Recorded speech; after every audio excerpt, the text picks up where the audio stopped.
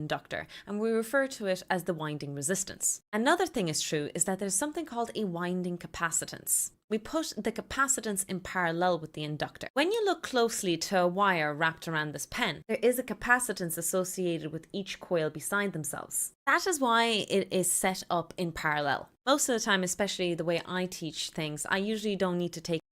Hi! Hey everyone!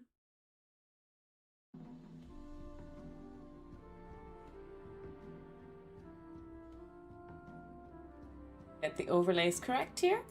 There we go. We have Science Bish with the first. Harry, you are on time today. Congratulations. Harry, Zier, Science Bish, Yasha, welcome in, welcome in. Doing well. Welcome in, Rocky. Bale, welcome in. Balzier. Oh, your name is very interesting and I might mispronounce it quite often. Lint, привет, welcome in. I hope you guys are having a wonderful Sunday.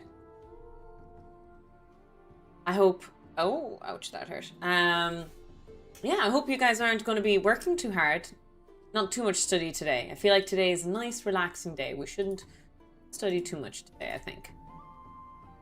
Instead, today, in fact, we're not studying at all. Today, we are building. That's the goal today. We're doing some constructions, yeah? We're going to do some proper science. That's the plan, anyway. Hi, John. Today's beverage, starting stream, is blueberry white tea. Not sponsored by Arizona, like I said, but yeah, they're selling them in Lidl at the moment, so I'm gonna try some of them. I always mention that this is the thing that I feel like I miss, or like Lidl actually lacks, is drink options.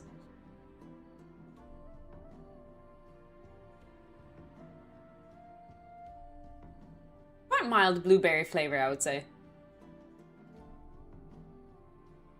Not bad. Not bad. Hi, Lynette. I hope you're keeping well. Every time I see your name, I always think of Lynette from Desperate Housewives. That's the Lynette I always have in mind.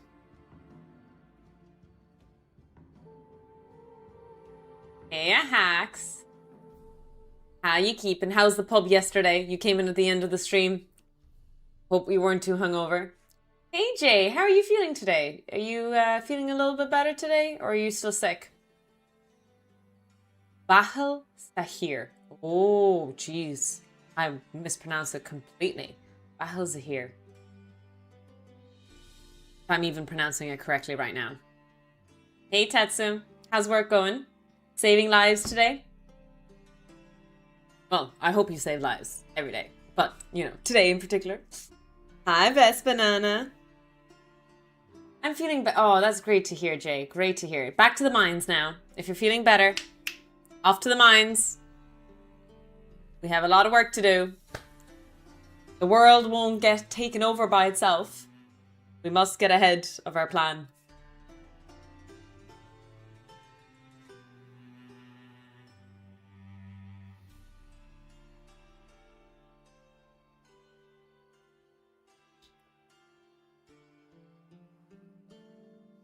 Well, listen. Gynaes, you know, you still need to save lives with, you know, female reproduction parts are very, very important. We can always hope that Tetsu has a very quiet day at work. That's true. That's another thing, Zier. That is a fair point.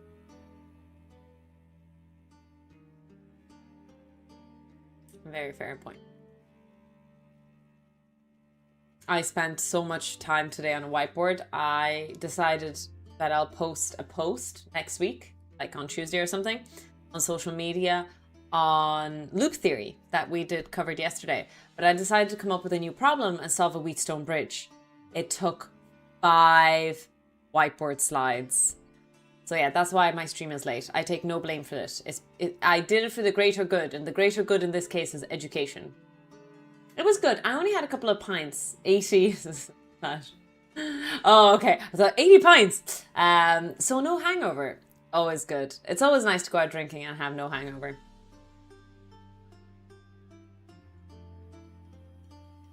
I wish I was out of the job, as it means nobody's sick, but I live in the real world. That is true. That is true. I guess in my in my world, if I'm out of the job, that's a bad sign, right? Being a physics lecturer and a physics teacher. If I were out of a job, that's a sad statement of the world, I guess.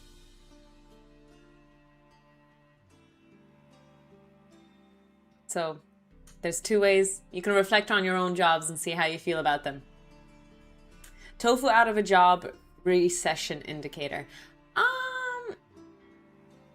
I feel like my job is recession proof.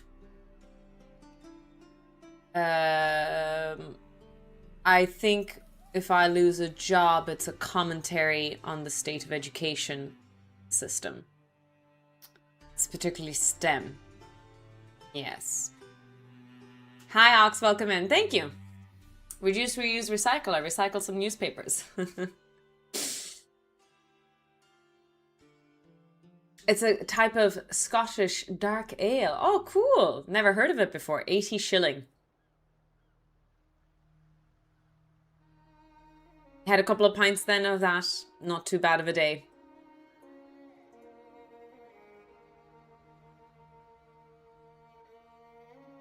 For headset users, do you guys hear the music in the background ever so slightly? The subtle music in the background?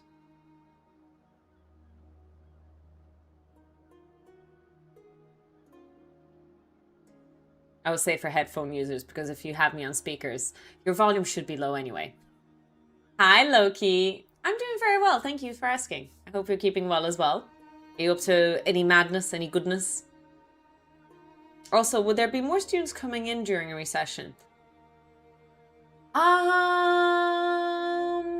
No. What I would say is the arts suffer. Oh yeah, that's one way of looking at it. During a recession, in terms of degrees, the arts suffer. Am I right in thinking that?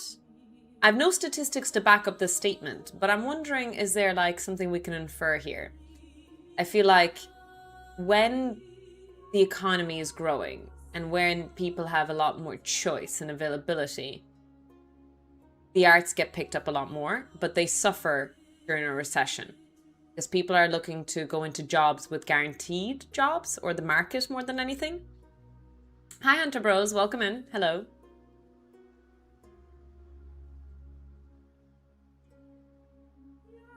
And in fact, people will pick up STEM more.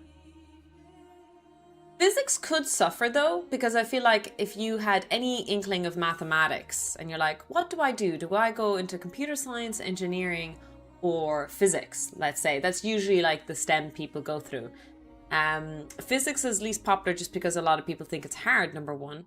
Number two, in a recession, maybe they'd lean towards engineering and tech instead for the guarantee job.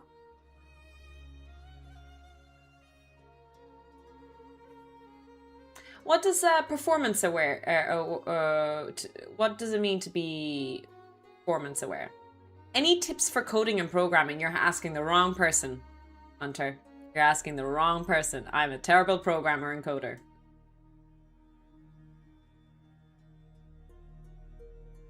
You can get 60, 70, and 80 shilling, and it was used to represent the cost of a barrel based on strength. Ah, so 80 shilling would be like top tier ale. That'd be the ranking for it then.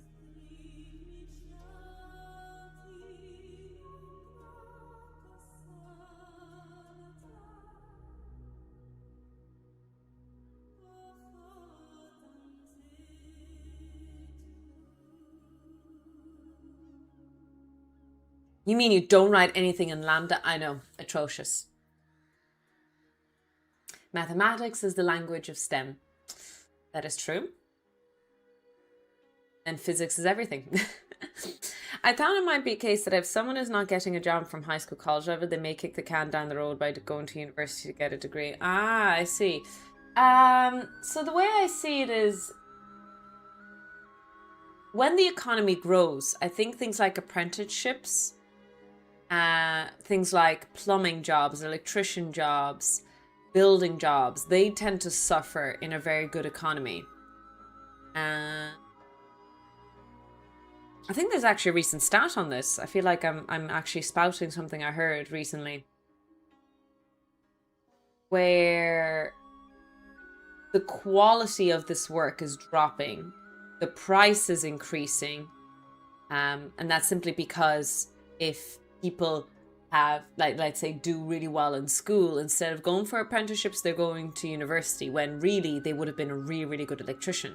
They would have been a really, really good plumber.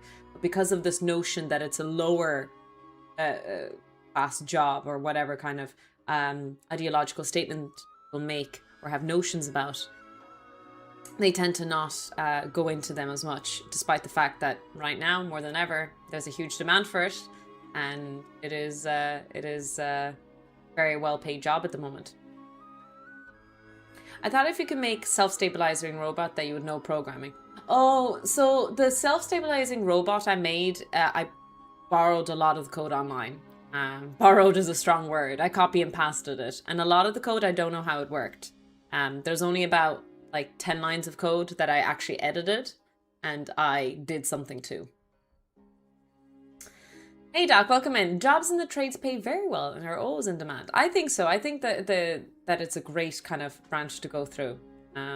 Would I have gone down that path if I had to redo my life? I feel like I don't want to redo my life. I'm really, really happy how lucky I've been.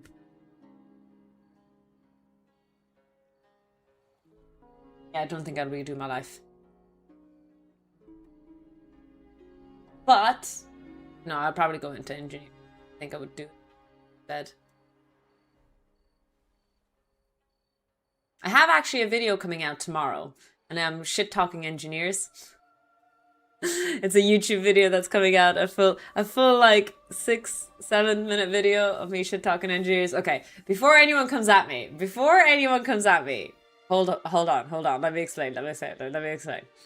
So the shit talking that I'm doing is one of the most popular comments I get on my social media.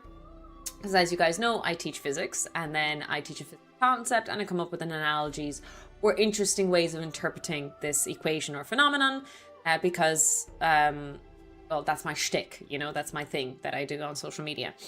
And one of the things that I get quite often is a bunch of engineers, or engineering students more than anything. It's always usually a student, so basically not a qualified engineer just yet, will say something on the lines of, this is so easy, just learn off the equation.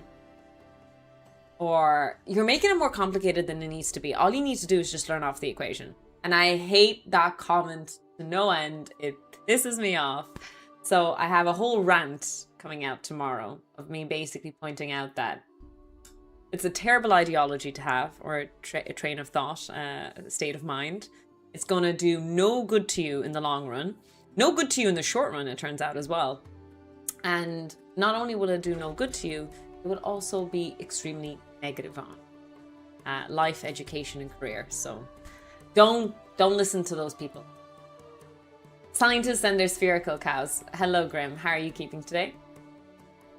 What does it mean to just learn off the equation? Oh yeah, that might be a figure of speech. It basically just learn the equation. Like PV is equal to nRT. Just recite it in your head. Keep saying PV is equal to nRT. PV is equal to nRT. PV is equal to nRT. And that's it.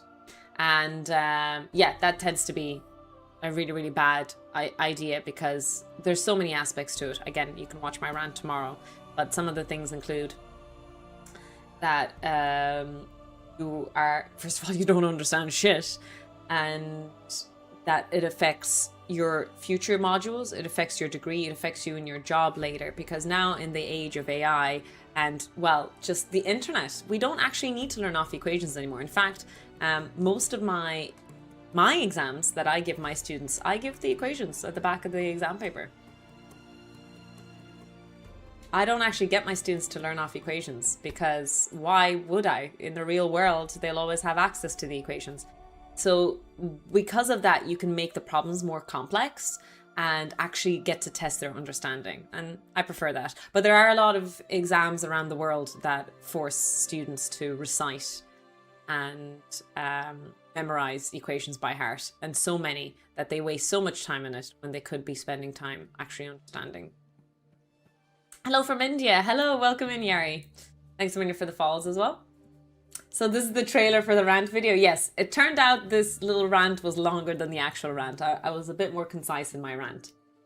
On the other hand, there are people like me, PhD, associate professor, and I do everything in my house, building jobs, electrical. Clearly it's not my job, and I don't think I might do that as a job right now.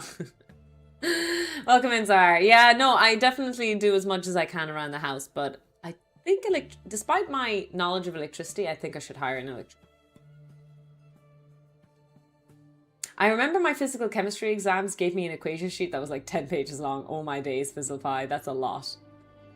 Hey, Corby, 350 stream streak. Welcome in, welcome in. Maybe, do you know what? Today we're going to do it.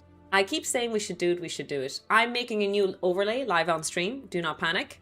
So this is going to be streakers. Do you guys still hear me? I think you can. Right? Guys, can you hear me? Am I still here? So what we're going to do is we're going to add the lab background. There we go. Actually, the lab background is terrible. Hi, Lizeth. So we might look up a new media. Medjay gave me loads of drawings before and I need like a bland background. So I'm going to go into the folder called Medjay. No, I didn't call it Medjay. I called it random drawings, I think. Random day drawings. Oh, big GIFs. All files. There we go. So Medjay. So we either do, yeah, I think this background is actually the nicest in this case. Oh, I added that as a media, not an image. That's why I was looking at GIFs only. Whoops. Okay, image.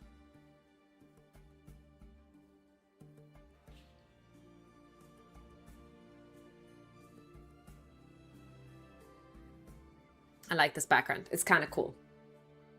Jay, you're just random. No. Okay, in my defense, what happened was Jay draws a lot of stuff for me. So I have like 10 folders of Jay. I have things that I can not manipulate him. What's the word? Blackmail him with. There we go. But some folders, I just don't know. Yeah. Oh shit, I didn't add that. Camera capture. There we go. So you guys can see me. Hi! Did you miss me? So what we're gonna do is we might just edit it this way. There we go. So I'm just gonna be in the corner here. Hello, hello.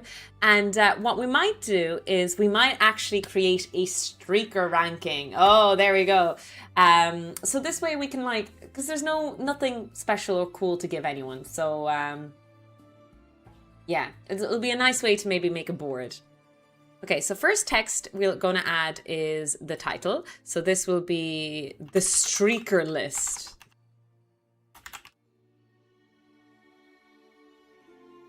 And we'll go with the font.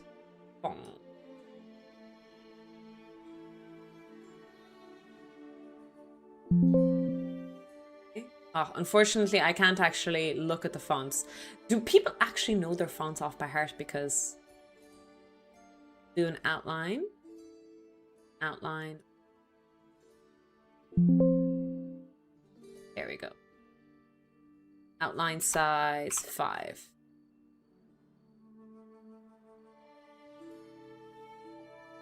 The streaker list. There we go.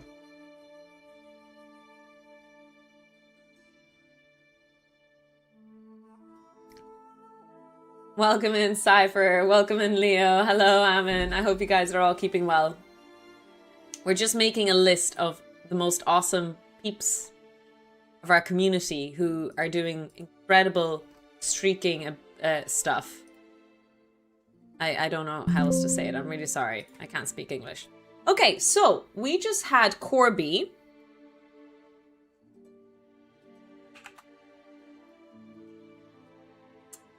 Mac Gorby.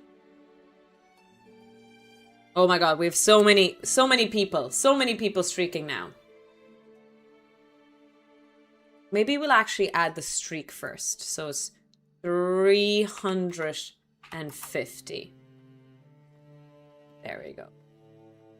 What color should it be? Should we make it maybe like black?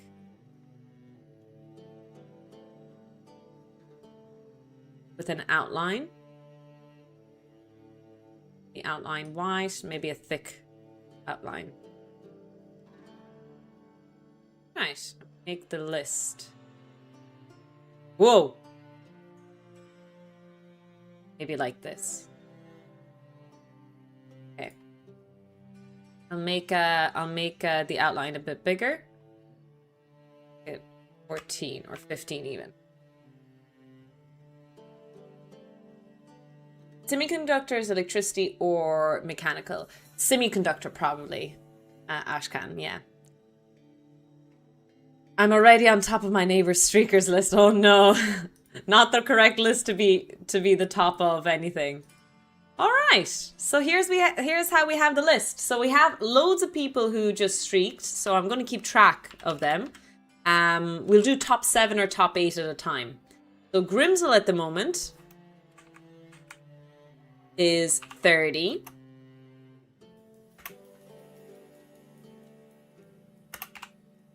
What else do we have? We have Random Logic with 25.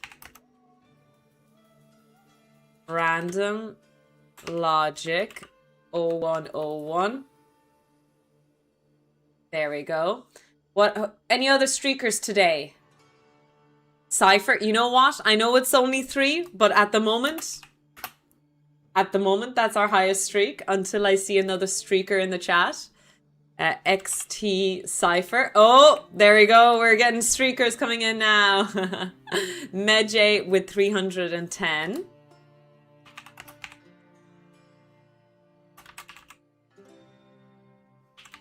And Glantesta with 15. So you would be here. Do we have still space for this list?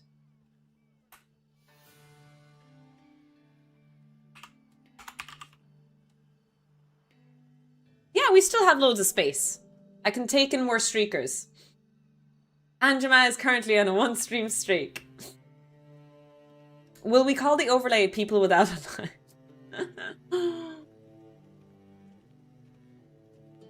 So you have to wait until you're in you 5, I think, Science Bush. So 5s and 10s from here on in. Hey, Anakin, thank you so much for your Prime. That's very, very kind of you. Thank you. Brilliant idea alert. Make tofu lab rat pass with a streaker rat in a trench coat. Medjay, be careful what you take with that information. But... Okay, we have another streaker in the chat. We have Bulbadim with 130.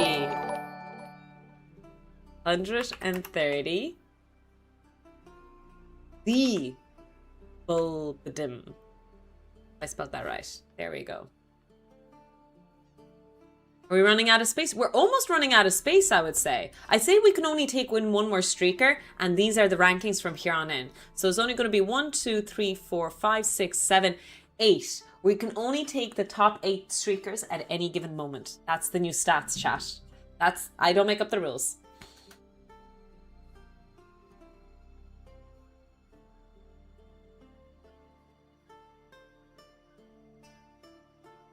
We have the best timers. Oh yeah, I definitely will cover a lot more videos on semiconductors. It's probably one of my more popular topics on YouTube. Yes, I'm going to take them off, Grim. Yeah, it's a top ranking.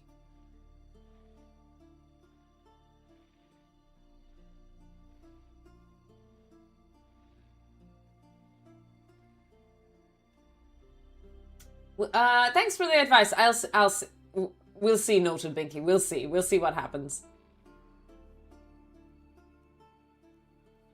Is there a playlist that continues the introduction to digital signals? Yes, I've done a series after that.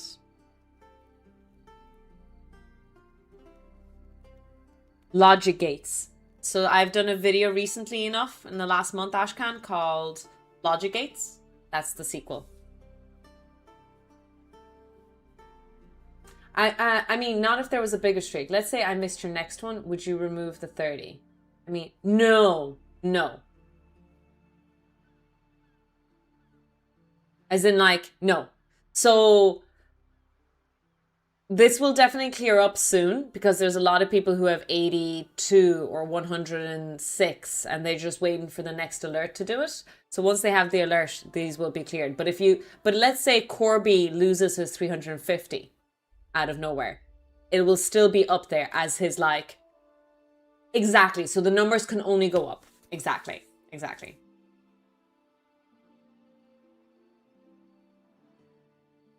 That's true. A top 10 sounds better. Maybe we'll do top 10 instead. All right. Well, we have the streaker list.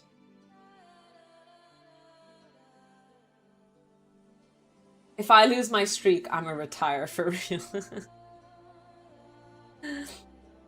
Top 42, Elvish Princeling.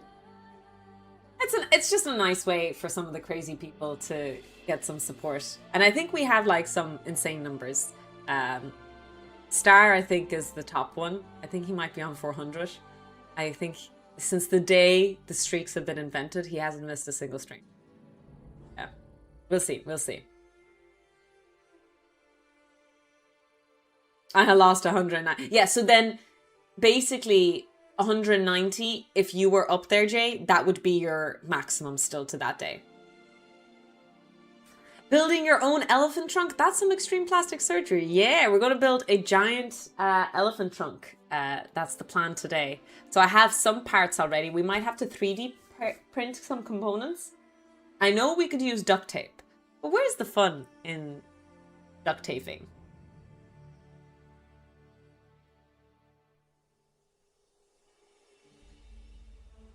If I'm right about how far Star is ahead of me, it is 447. Yeah, Star is insane.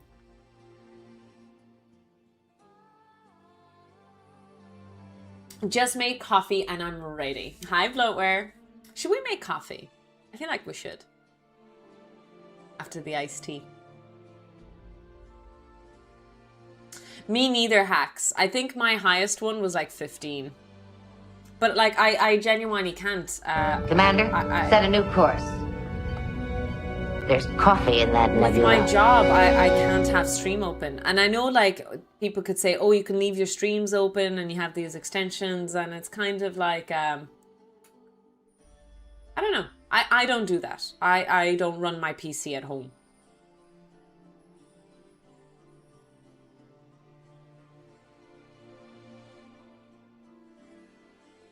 Slowly get some of the parts.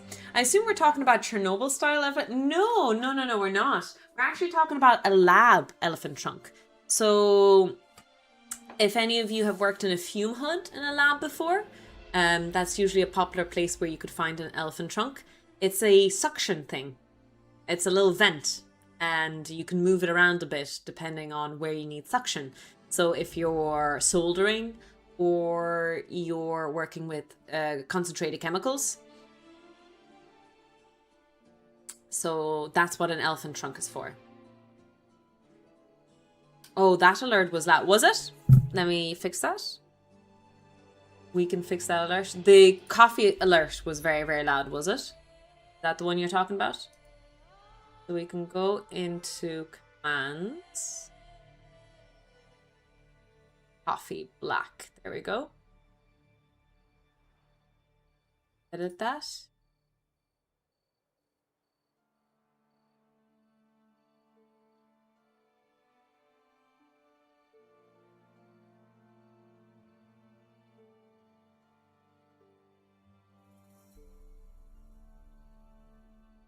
Oh no, coffee black is a different one. That's a different command. Okay, I've lowered the volume. Hello, Newspaper Tofu. Hi, Tails. Hi, Pooja. We watched Vibrate at the same time the alert went off. I thought it was my watch saying, oh. Imagine your watch talking to you. I mean, well, now in the age of AI. Can you make a newspaper out of a tofu and an egg?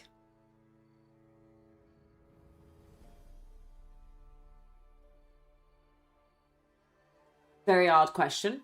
I don't think I have the notion to even answer it.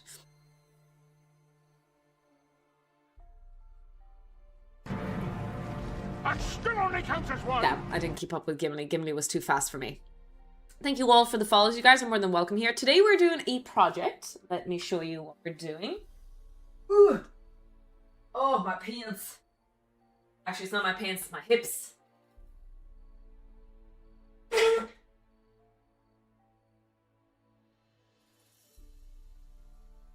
So we have this part here.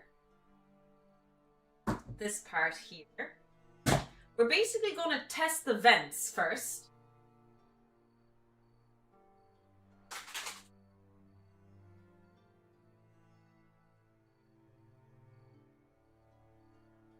Going to see how good they are.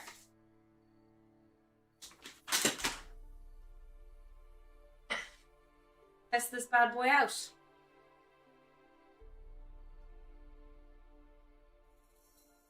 Knight Rider watch. Ugh. Days, why do my hips hurt? I did yoga and everything. I've been trying to be consistent. Please do not say Tiny Toxic Topher 3 times, chat. A la Beetlejuice.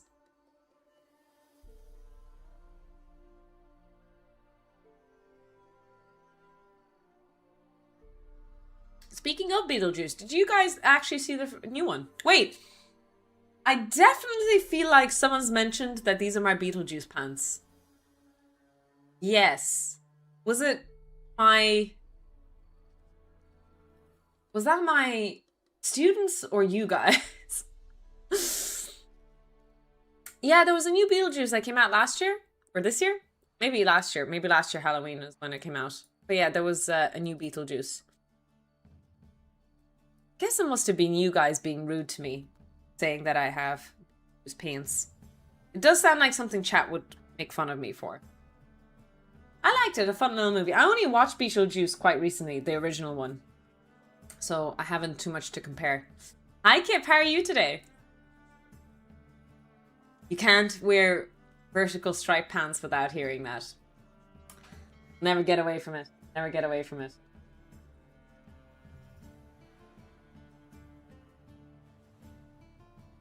Speaking of movies, Project Hail Mary is on Prime. Yeah!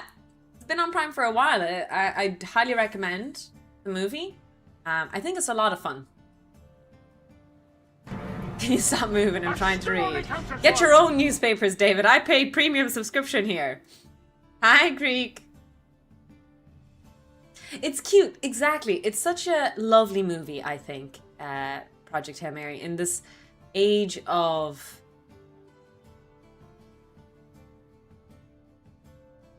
life being so fucking shit right now.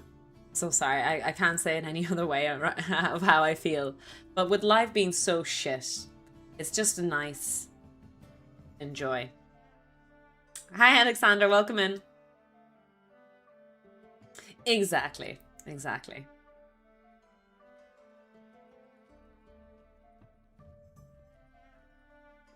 Yeah, the thumbs down. It is very good. It has great memes in it, obviously. Fist my bump. In the book it's worse. He does say fist me in the book. So I guess that was a bit TOS for a PG or a 12 rated movie.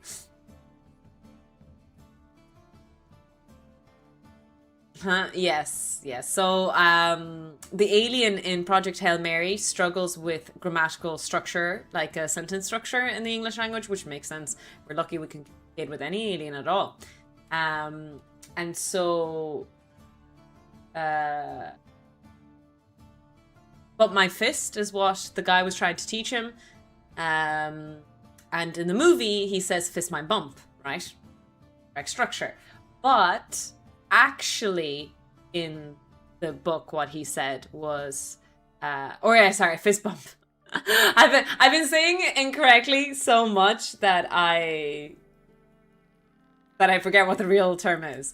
But in the book, his first attempt in saying it is fist me. So that was really what he said. Would you be so kind? I'm struggling to read. Minnie, like I said, buy your own newspaper. Buy your own newspaper. What else do we need? I guess a candle. We're going to test this and see if the vents work. Yeah. Now, there is another way of getting these vents to work, is that they just have a filter, and I can and we don't need a vent out. But because I like to create more problems in my life when I actually don't have them, I've decided that we will make an actual real elephant trunk. It might be a really useful thing to have if my lab continues to grow. Like Factorio, the factory must grow. Same idea with my lab. The lab must grow. So I feel like, yeah, I'm only 3D printing and CNCing and soldering. There's not too crazy of a thing that you need to vent out air from this room. But, you know, you never know what will happen to the stream. So I feel like an elephant trunk, the natural evolution of this lab that we have here. Factorial lab tofu, exactly.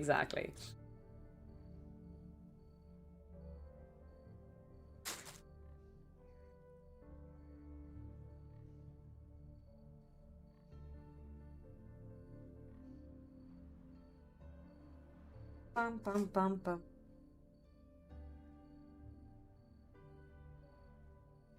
Oh, plug.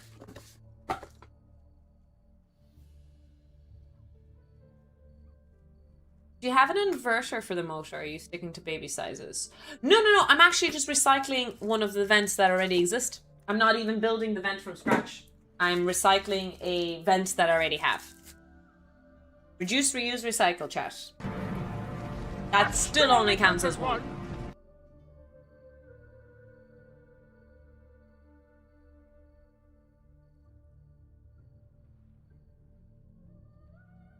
Hey, all hail King Julian. King Julian! I love people who can imitate the voice of that little, what creature is it? It's not a chinchilla. What is it? Is it a chinchilla, the little guy? Could you print an elephant head? Oh, that would be fun, like on the head of it. Yeah, that would be fun. Oh, it was a lemur. Well, King Julian is a lemur, but the little guy, is he a lemur as well? I wondered if he was like a chinchilla or something. He was something else. That's not where the...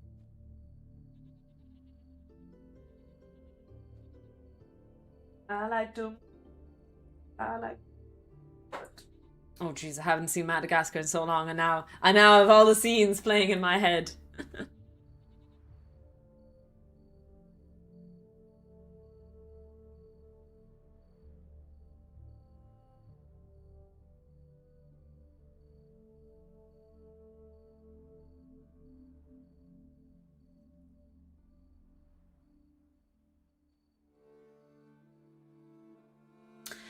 Morse is technically a Goodsman's mouse lemur. Oh, that's really cool. A Goodsman mouse lemur. Now I just want to Google that. Well, thank you for teaching us. Oh, it's so cute! They're really creepy. Sorry, they're very, very cute, but if you actually like hold it and like it looks in your soul, the eyes...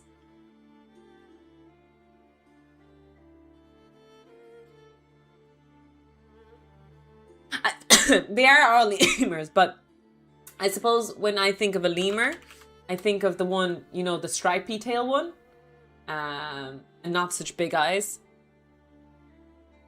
Oh, I understand that you see nothing. You guys are very independent streamers, or streakers. Y'all can Google the term Goodsman mouse lemur. Oh, never mind. I'll do it for you guys. I'll do everything for you, because you guys can't do anything yourselves. I have to do everything for you.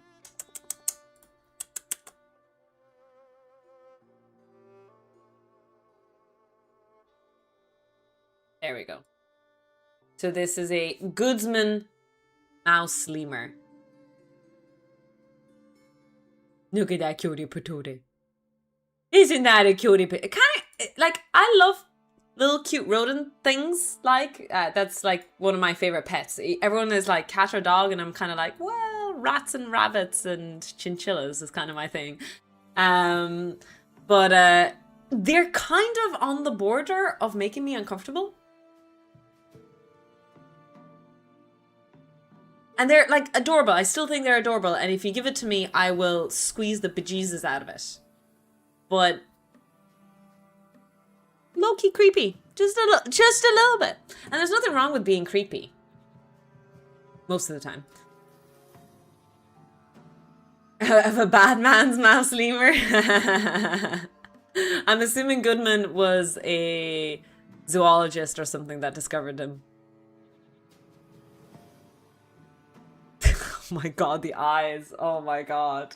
It is, yeah, actually, yeah. Oh my god, those are the eyes, Wombat Hole. Courtney Cozy. Those are the ones. But also they're very, very cute at the same time. It's a very perplexing creature to look at for sure.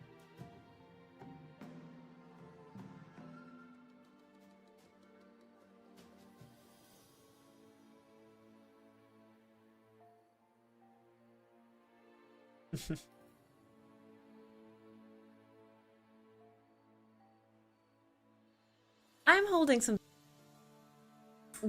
True. There can be things with being creepy. Yes, so that's the one I'm thinking of, Voyage Bass. Is that the one I'm thinking of with the black and white striped tail? Welcome in. Is that that's not King Julian? No. There's King Julian in the chat. Don't get confused. But no, King Julian I think is the one we mentioned, the ring-tailed one. But the one that we were looking at is Mort. Is that the name? Is the one that is... I love you, King Julian! That one. You know, the little tiny one. I wish I was the one to discover capybaras, and capybaras would call Grimsel. Do you know what? I can see that. I can see capybaras being called Grimsels. They actually... That does sound like a name that would suit them. Capybaras are class. I don't... Like, they're not very fluffy. I can imagine what their petting structure is like. But yeah, they're giant, chill guinea pigs. They're great. Really, really cool animals. Can we keep a capybara as a pet? Is that a possibility? Can I have a capybara as a pet? Yes! In some places. But it is very difficult, expensive, and often illegal. Excuse me, AI. If I asked, can I have a capybara as a pet? Saying yes, but it is illegal. That's not the structure that we wanted to go for here. What the hell, Google AI?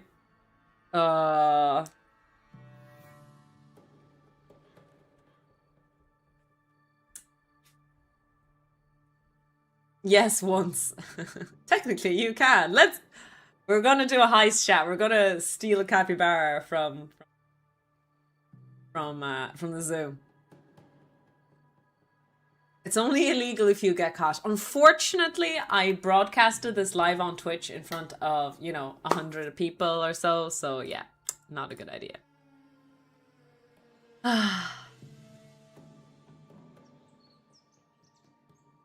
Hi, WeCode. Happy hello, welcome in Park. Crime. We're gonna commit crime. So much crime. Exactly. How would I get away with not ever streaming the capybara? I will if I have a capybara, I would stream it. Like, I streamed Bunzo. To be fair, I didn't actually stream Bunzo. She just happened to be in the room.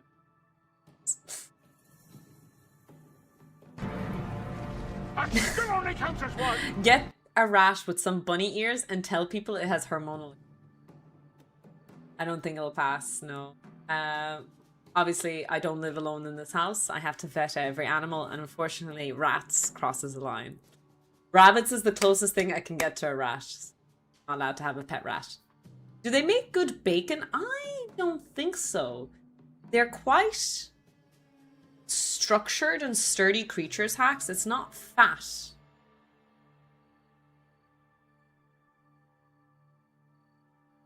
I wanted a trash panda. Yeah, I see a lot of like exotic animals like that in the US. I wonder if it's like only under very special conditions or is it state laws. But yeah, people have pets. They have pet lemurs, pet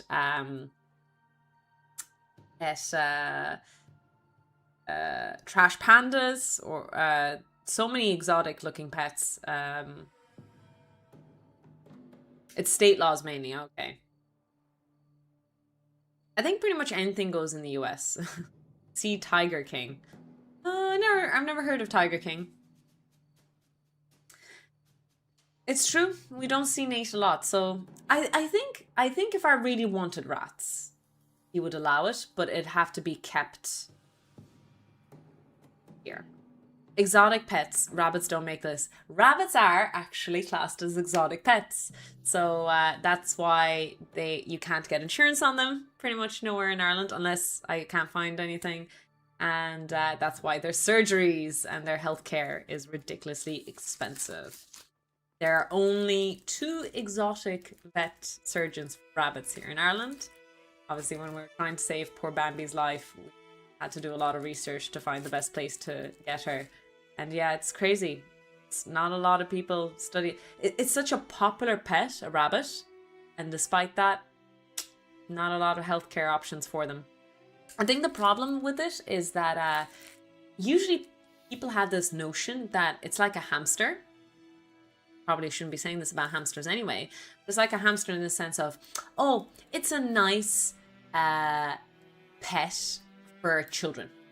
It's a great starter pet. But it turns out that they need a lot of care, a lot of attention, a lot of space. And a lot of research has been done on this. And so only in recent years have people actually been studying rabbits. And they're living longer and longer because we're taking care of them better and better. But yeah, a lot of people would just say, oh, you know, my rabbit died. We don't know why. Stopped eating. Turns out that thing that we need to be careful of and monitor, and all these interesting surgeries now. You know what's a great starter pet? Dogs. I think so. I actually agree. I think dogs are a great starter pet. That being said, I don't agree that any child should have a pet. And I say that as someone who had a lot of pets. I think... Oh, okay. Maybe I'm phrasing it wrong. Absolutely, a child can have a pet. But the parents should be supervising the care. Does that make sense? As in, oh yeah, I know my kid is feeding the dog every day, or feeding the rabbit every day, or something like that. That still only counts as one. I think it needs monitoring. I think you have to be very, very careful with it. But yeah, I do think dogs are great pets. Starter pets, if that makes sense. But again, if the kid's not walking the dog, you as the parent or the guardian, whatever it may be, really needs to cover, if that makes sense.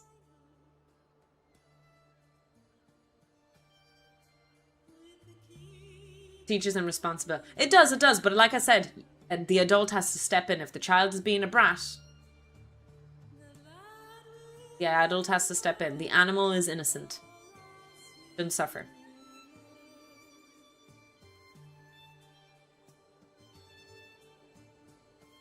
Also, I guess the smaller the animal, the more difficult the surgery is. Yep. Yeah.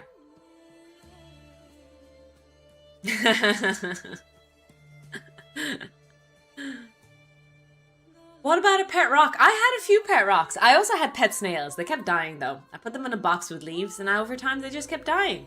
I made holes for them. I put a bit of water. They didn't live very long. My pet centipede ran away. I don't know how he escaped. The music we have playing in the background is Witcher 3 soundtracks.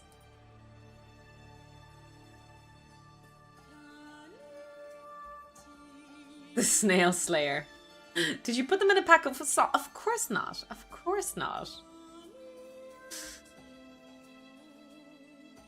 I would never chat. That's still only cancelled one. Thanks so many for all the follows. Sorry, we're spending the time chatting instead of actually building our elephant trunk.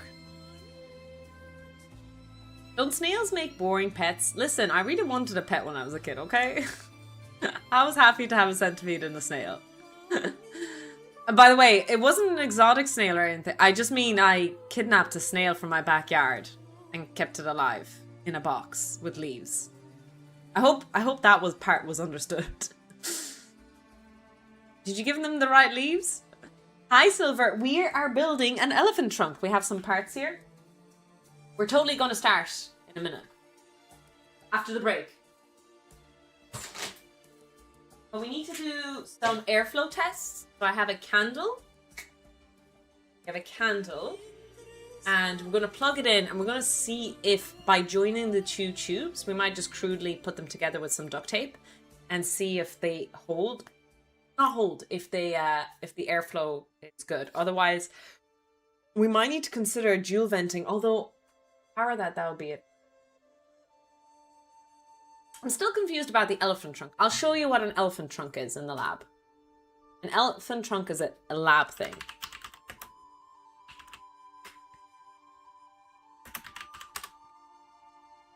Here we go.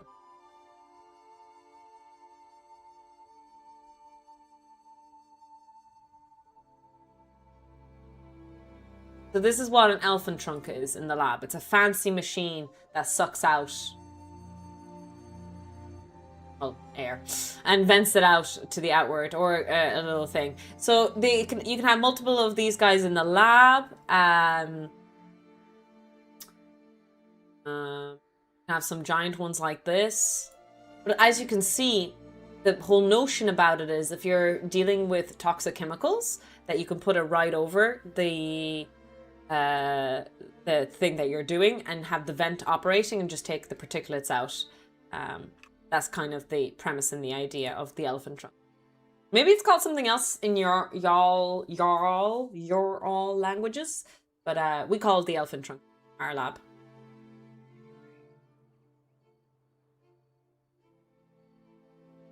The tubing is not smooth or enough without a big sucker. So it's an intermediate. Exactly, Magus. So before we have a fume hood, which would be really cool to build, before we have a fume hood in the lab, in this room, I called it the lab already accidentally. Before building a fume hood, we'll just have a elephant trunk instead. It's used to extract fumes, exactly. It'd be nice to kind of have it operating while I'm 3D printing. I know, like, it's very little that I do, but still. All these little things to consider.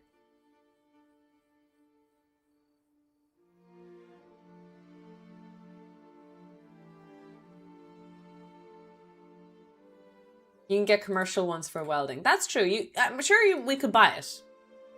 But I have these two things at home. I think we can crudely build one. Because what's life if not about solving problems, minute problems one at a time, making it more complicated? What makes a lab a lab? When do you cross the threshold of a streaming room / evil take over a world planning space into? Great question. By definition, what is needed in a lab? It's a controlled workspace equipped for scientific research, experiments, and measurement.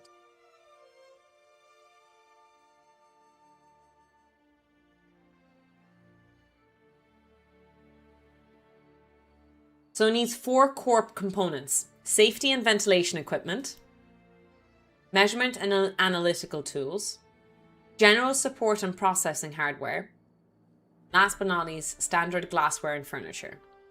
So, I mean, we're kind of real close to a lab, if I do say so myself. The only thing is we don't have legal permission, because I feel like if I call this a lab officially in any way, I'm going to get in trouble by the Irish government. So, for health and safety and for shits and giggles, or for non-shits and giggles, this is actually not a lab, I promise. You need to work on your glassware. Yeah, I don't have too much.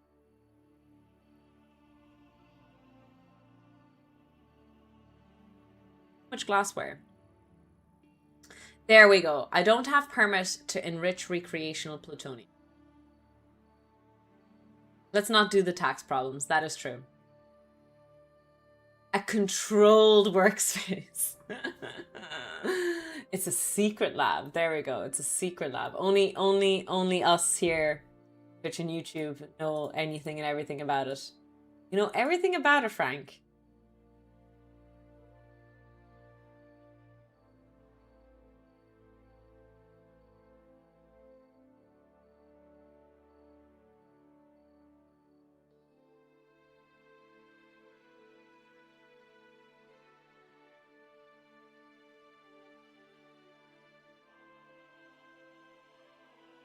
Ordered a lot of stuff online recently.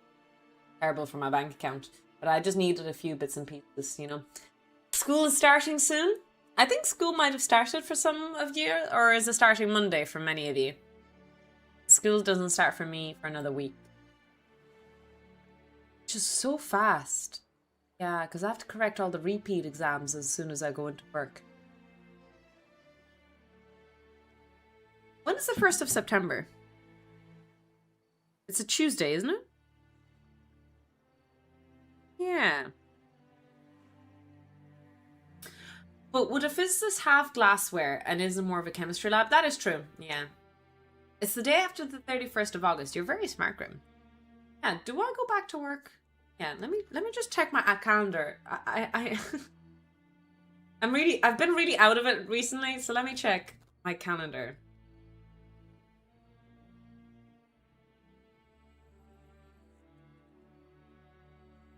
Go. 6:27. All right. Commencement of academic year, Tuesday, 1st of September.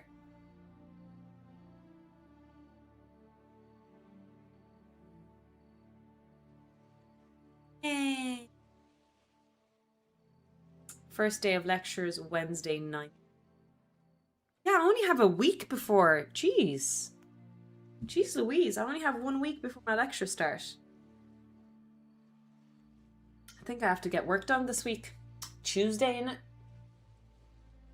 Ah.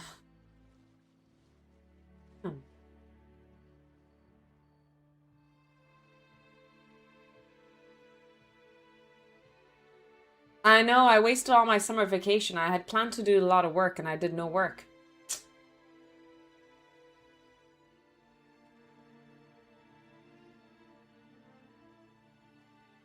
I promised I was going to get a lot of lecture notes done and worksheets done. My academic peers. I'm going to fail that promise. I'll do the worksheets Tuesday. I'll go into work Tuesday and just work all day. Yeah, that's what I'll do. Get as much work done. And my master's student is having their defense this next week as well, so I need to attend that. Sounds like you have to do a 120-hour streamathon now while you can. Sounds like you had a better summer than you wanted. Unfortunately, no. I would say I actually had quite a bad summer this year. A lot of bad stuff happened.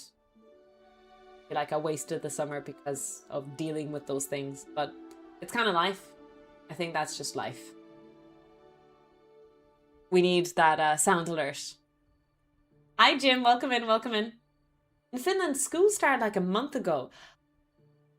No, it wasn't Finland. I was trying to remember. There's a school in Europe that only gets 6 weeks off. I think it's like Denmark or something. It is possible to commit no mistakes and still lose. That is not a weakness. That is life. That is life. I think that is a very important Picard quote that we should replay in our heads as often as we can.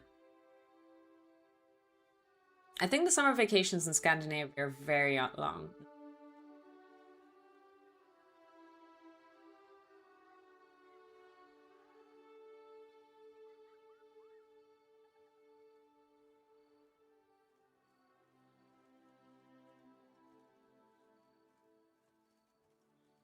To be honest, I don't know where that sound alert is. Oh, it's in sound alerts. It's the official sound alert. I think in Germany it's 6 weeks. Whoa, that is very low, yeah. Summer vacation in Ireland, I think, is 10 weeks. We're one of the slightly higher end of vacations. I would like a 6-year vacation for every 1 year worked. Do you know, those things, okay, not that extreme, but those things can be achieved a little bit more if, like, almost everyone was employable. You could make sure that you hired enough people. Oh, over the capitalistic aspect. Maybe in a socialist society.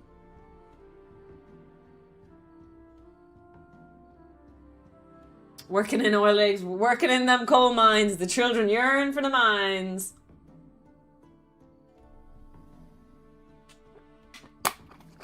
All right. I'm going to go for a quick break and make a cup of coffee. When we come back, we're going to readjust the camera. We're going to build a trunk. So we're going to do an experiment about airflow. We're going to test which of the vents is the best one, because I have 2. I'm going to test it. And once that's done, we might 3D print or design a connection. So the problem is that, insert joke, it's not long enough. So what I'm thinking about doing, building an additional pipe to join these 2 parts. Sorry, this might be a bit more.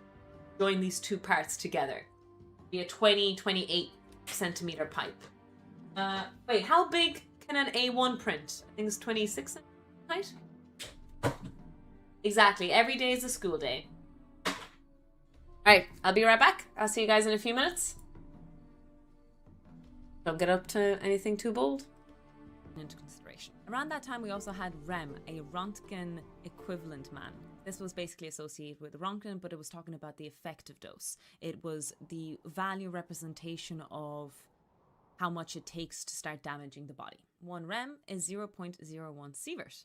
And what is a sievert? The sievert is the SI unit where we represent the dangerous radiation. The sievert is an SI unit to represent the dangers of the ionization radiation. It is defined as the probability of getting cancer and genetic mutation due to the exposure of radiation. 1 sievert is equal to 100 rem. There's probably a lot more units out there, but this is just a quick summary, and if I left anything out, please let me know. In physics and English, we use the same words, but sometimes they have slightly different meaning, and here's 3 funny ones that you might have encountered, or maybe you haven't heard of. Number 1 is weight, and if you did any introduction to physics, they really drill you in the beginning that these are 2 different concepts.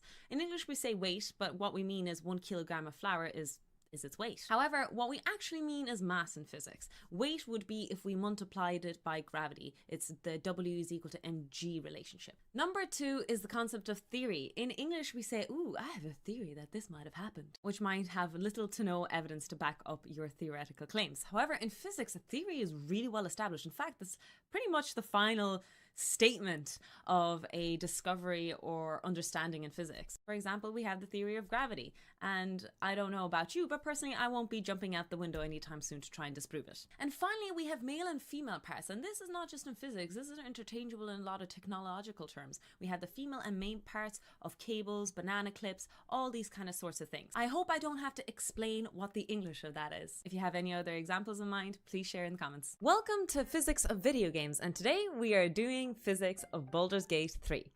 Specifically, this incident that happened live on my Twitch stream. Let's see what this does. I'm not sure about that, but okay.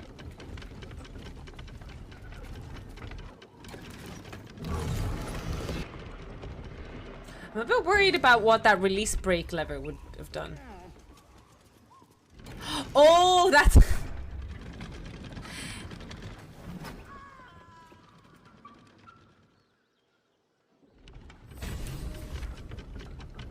Before anyone judges me, I genuinely did not know what that lever would do. I am a type of player who presses anything and everything to see what happens, but I also don't scum save, so I continued the gameplay with the way it was. Let's do some circular motion physics and projectile motion on poor dead Barcus. First of all, I needed some confirmation that gravity was very similar to Earth as it is in this universe. We did find some official tweets by the creators of the D&D world, and we found that a falling object travels 177 meters in 6 seconds. We were able to determine that gravity was pretty much similar to Earth, 9.81 meters per second squared. We also need to determine the length of the windmill blades, and we're able to do some rough estimation calculations using screenshots and hoping that everything is perpendicular because alignment can be a bit of an issue. We were able to confirm as well with other models that this does seem to be close enough to the truth. We determined that the radius of our circular motion is 11.77 meters, which is the length of the windmill blade. Doing analysis on this video clip, we were able to determine that 8 blades cross over in 3.3 seconds. There's 4 blades in one circle, so we were able to determine the amount of rotations per second that occurred. In this case, that is 0.61, but we want everything in rads per second. Multiply by 2 pi, and you get 3.83 rads per second. Finally, using the equation velocity is equal to radius times angular velocity, we are able to calculate Barkus's velocity trajectory at the point that he escapes the windmill. We found his velocity to be 45.07 meters per second. That's really, really fast. Not only that, we actually calculated his centripetal acceleration as well. Using centripetal acceleration is equal to the velocity squared over the radius, we're able to determine that his acceleration was 172 meters per second squared, which, to put in perspective, is 17 Gs. Gnome physiology can be different. I'll put it up for debate, but the poor Crather really was tortured, and chances are he probably would have died on the rotation of that windmill. Nonetheless, he continues to scream as he's being flung through the air, so it is safe to assume that he is still alive. We have to do a bit of guesswork here, but we were able to calculate that the height of his trajectory of launch was roughly about 20 meters from the surface of the ground, and the angle looked roughly 30 degrees. Also, nicely, 30 degrees makes the maths a little bit easier. Resolving these vectors, we were able to find that his y component is 22.5 meters per second, and his x component is 39 meters per second. Finally, what we really want to do is find out the height upwards he launched, so that we know his total height when he reaches the ground. How far did he actually have to fall, and if there was any chance of survivability. The only thing that is opposing him is gravity, 9.81 meters per second squared. Using the y trajectory calculations, we were able to determine that he was flung into the air about 25 meters. So he has 25.9 meters to come down, on top of the 20 meters of the height of the windmill. Adding those things together, that is 45.9 meters. That is a very large story building apartment block thing to jump from. That's really, really high. His velocity on impact, we can also calculate, was 30 meters per second. From this, we can actually calculate his momentum.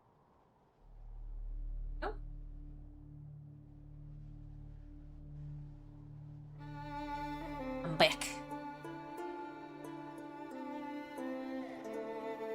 Where did the mine rat emote go? Do you want to know where the mine rat emote went, Medjay?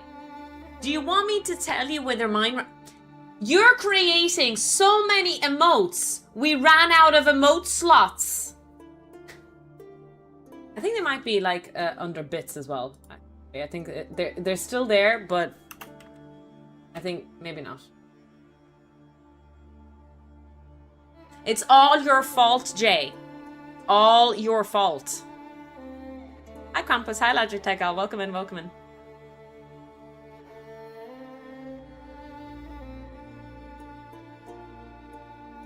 Well, it only took us 4 years. Hi, Gopher. How you doing?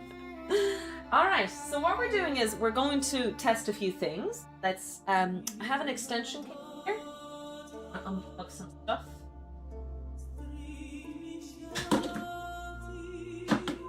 Music's a bit loud.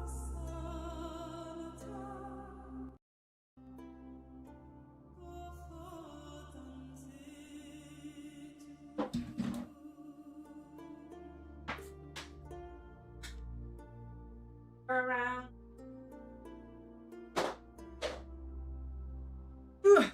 Hopefully I'll be getting a new chair soon.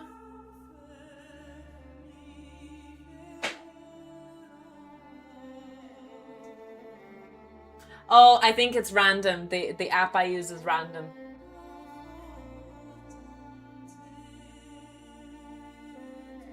Okay. So I might not be able to keep an eye on chat too much, so don't be too bold. My mods are working overtime. Working 9 to 5.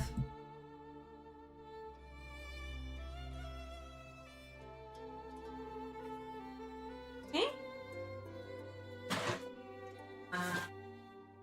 Okay. Oh. Oh. So, suppose we'll test burst fan.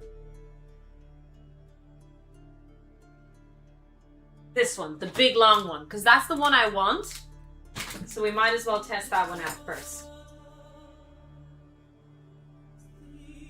Yeah.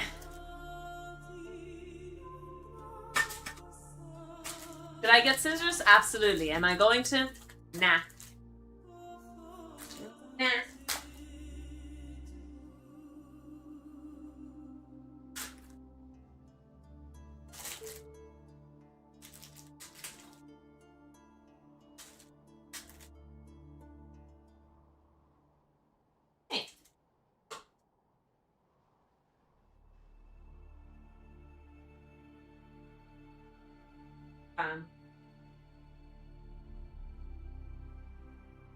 Okay, so I think the way this operates. Actually, can you hear me when I'm speaking?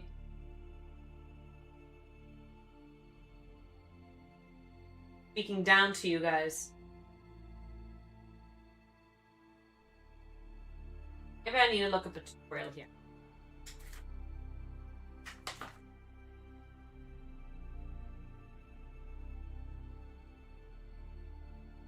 Assembly instruction. Here we go. We have a bunch of pictures. I can do this.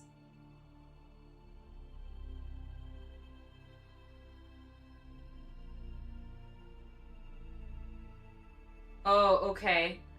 So I need a screwdriver first to unscrew these guys. Let me maybe just bend the camera down a bit more for you guys to see stuff. This and there we go. I know it's the mic mostly in the way, but close enough.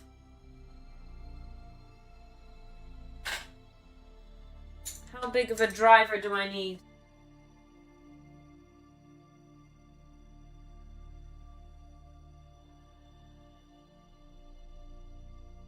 Guess this will do for now.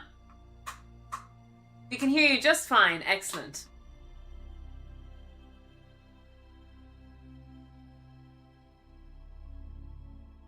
Still a series of tubes. Hi, Transit Biker. How are you doing? I might get a bigger screwdriver just because it's quite small.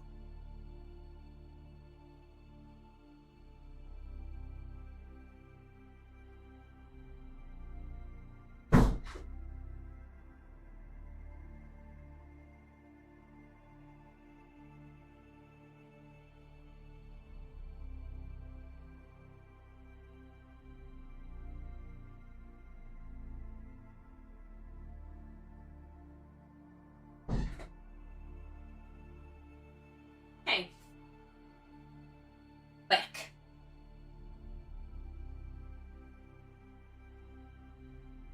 Key down as well. Oh, actually, I might aim the camera a bit more this way, just because chat blocks a lot of the stuff. Chat is always in the way, as we know.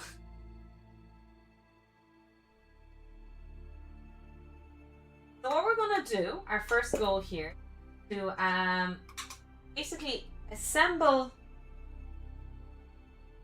the metallic looking one. We're going to test its venting. It's actually good at maximum length.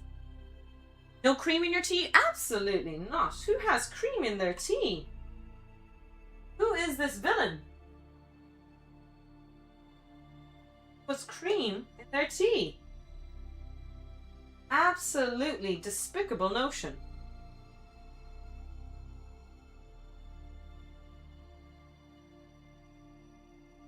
Put these down. Also, what is cream?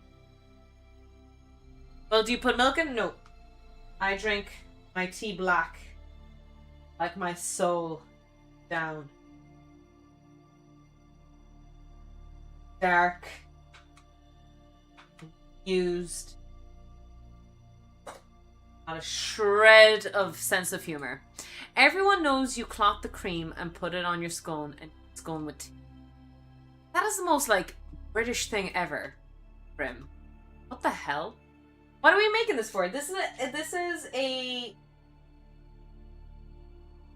crude construction of an elephant trunk. I'm building an elephant trunk to extract fumes in this room. including 3D printing particulates, soldering, and dust particulates during CNC milling machines. Because fortunately, my lab is growing. I have a lab. But also, I have a lab, so health and safety.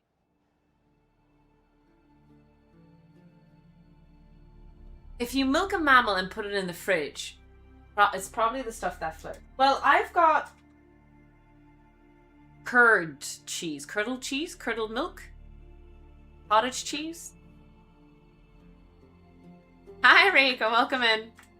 What time is it in your country? It is 3:30 now. I started my stream very late today. I'm so sorry about that. That didn't work for me.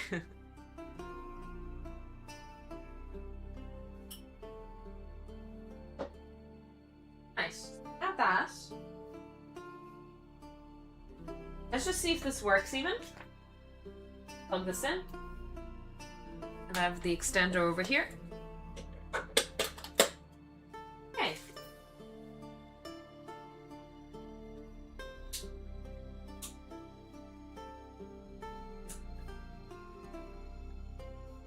Alright, there's a fan anyway. Whoa! You can get it really intense, jeez.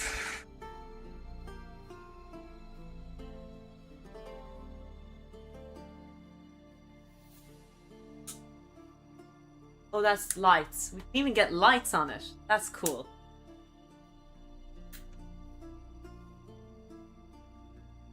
Okay. So suppose our next step is to attach this tinfoil thing to it, and we'll see if it works. If there is enough vent flow in this, we might duct tape the other guy, connect it, and if it still can blow out a candle, we know that the vent is strong enough that we can build an elephant trunk. That's the goal here. Can we build, ultimately, a giant elephant trunk in this room, connected to my vent here?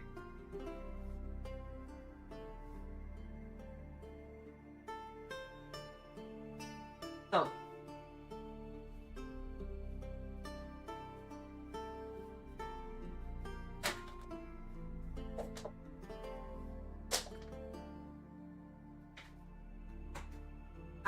So this is what this is for?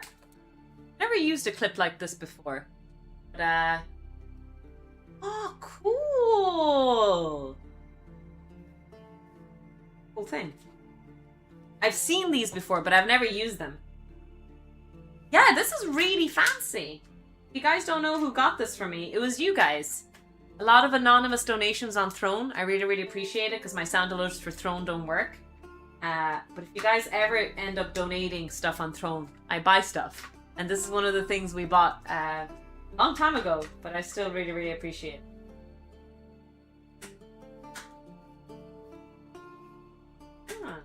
Take a while.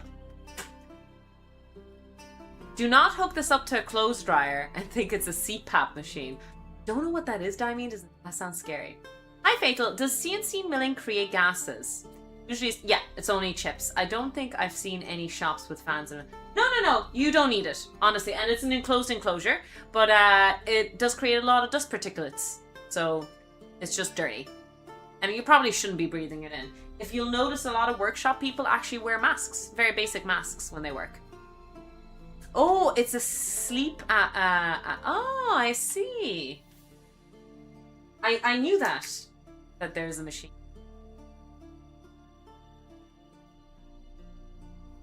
Right. Oh, fuck. Oh, that's nice, actually. Next to a little plastic thing here. Makes it here.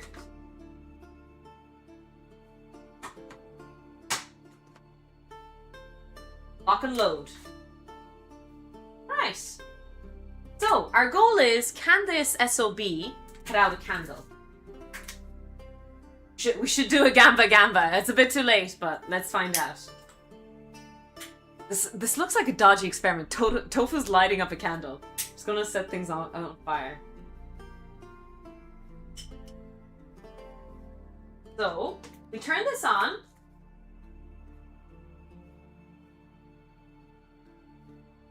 Medium setting. Medium setting. Can we do this on medium setting?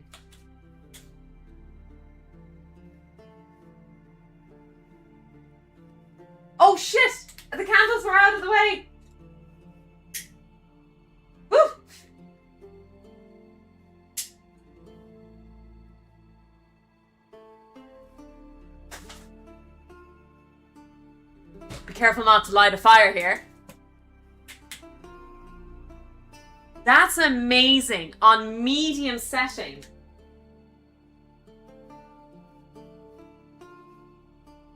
Now, this isn't going to be a good connection.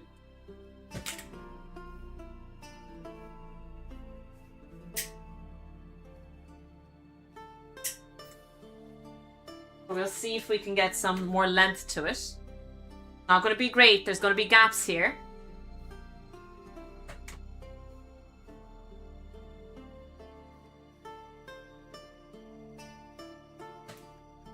It fucking works. At medium setting.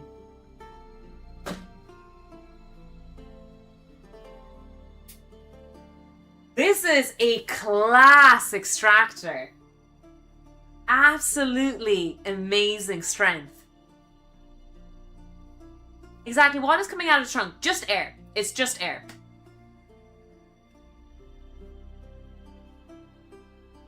Suck the smoke, not blow the candles out. In this case, that's how we're testing it. Ideally, obviously, it'll be extracting the fumes in this room, but we needed to test the strength of it. So yeah, really, really well done. This is doable. We can do this. All right, so our next goal now is how do we join these two tubes together? I would say we need to 3D print as big of a cylinder as possible. We need a bit of solidity. I need to check what the height of my A1 is.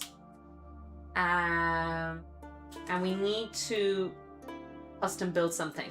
We might print a small one just to see how good of a connection we can make. Go from there. That's a good idea. Yeah. All right. Let's start building. We have a lot of stuff to do. Too little time. Oh. Yes, I took measurements yesterday, but I'll measure one more time the dimension. That's an amazing elephant trunk. Absolutely class. That's the elephant trunk that UChat gave me. You guys bought that for me. Drone.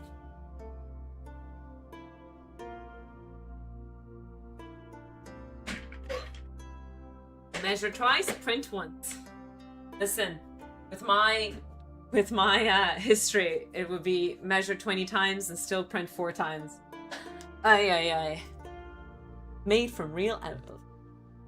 Actually, can I ask any of you 3D printing gurus? Can you guys recommend a app on a tablet? Even if it's subscription or like money-based? Do you guys have a tablet-based tinkering kind of thing that you recommend?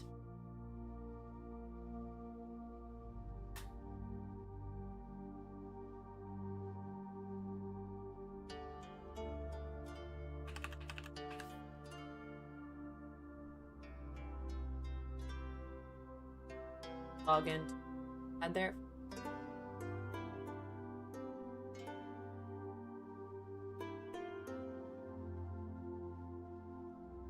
Yo, I got the same mug. Really? That's so. I got this mug because I recycled a candle. It was like a tea candle. I guess they bought just normal mugs then. Now that I think about it, but it was a candle out of like made to be scented cappuccino, I think. And when I finished the candle, I was like, I'm not throwing this cup out, so I recycled and used it as a cup. So I'm drinking a candle.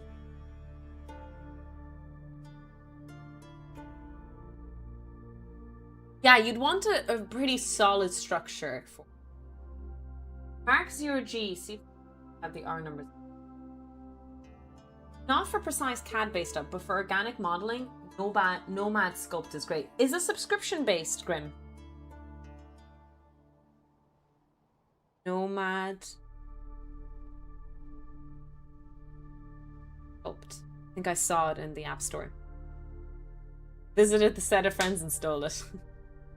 No, okay. So it's free to try. Oh, it's a one-time purchase. Okay.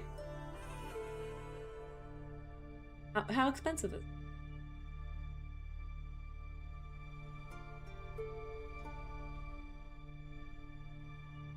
Before.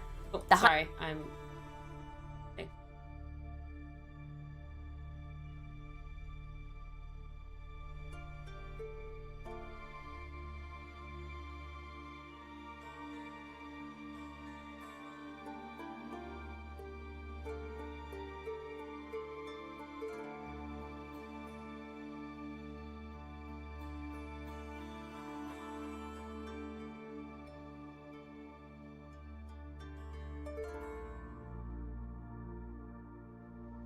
Yeah, Tinkercad.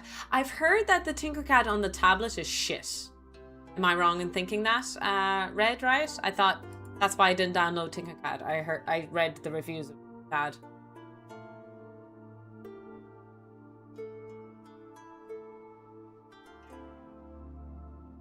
Okay, cool, Grim. Thanks. I'll check it out. Maybe I should try the Tinkercad too. Hey, Helix, how you doing? So let's grab a tube and a ruler again. I really should have vernier calipers on. Really is a joke. And a real physicist. 20 USD, not bad. Bad.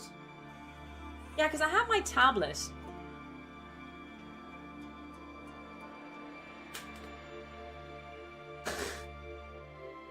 Arts and Malibu. About 8. Do something like 8 point. That'd be crazy. Be quite a tight fit though. Do 80.1.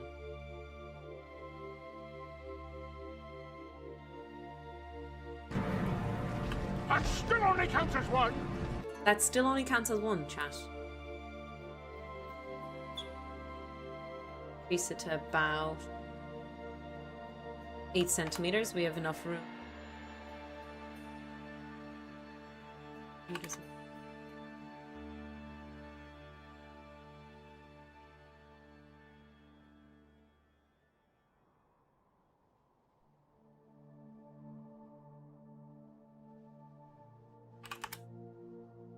Test it.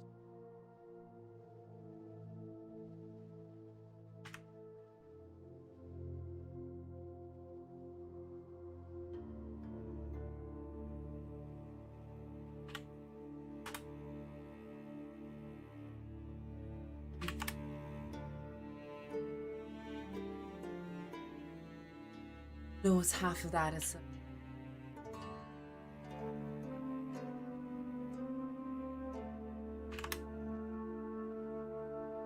link to myself. Say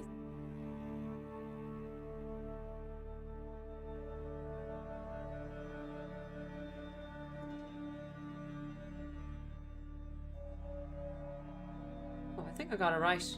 Oh, look at that.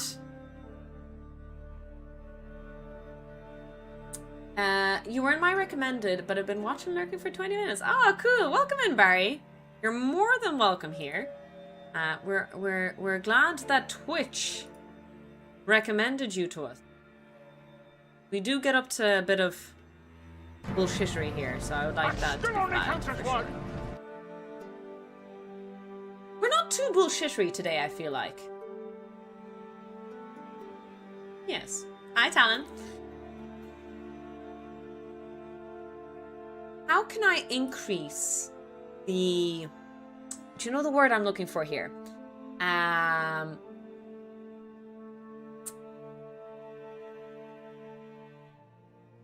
Okay, so I understand this notion, but I don't know how to speak in the art of language, the language of art. Sorry. When you create a circular surface, really what it is a bunch of triangles or rectangles, right? And so what's the thing I'm looking for? What's the word I'm looking for to increase or decrease the amount of triangles or rectangles that I form to create the circularity of the surface? Because right now I can see that this is going to be very rigidy. I want it more circularly, which is greater demand, but I have the ability to create a higher demand here. God, you guys are throwing...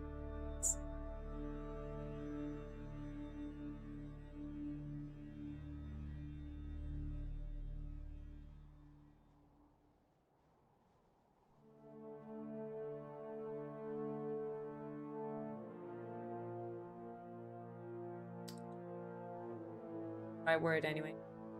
Sorry, it could be the right word. I don't know how to do that. Smooth edges. Maybe I can do that in my bamboo lab in the it's the left end of the window, it's not visible.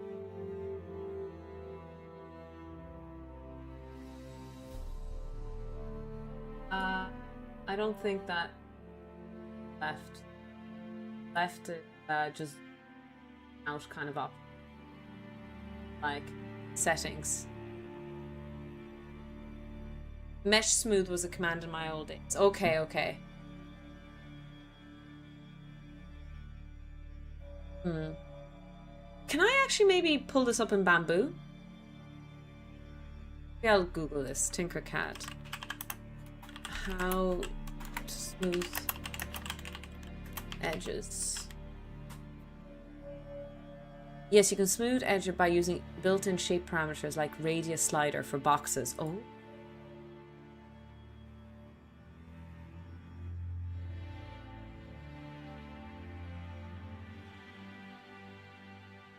Slider. Okay, drag a box or a basic shape into your workspace.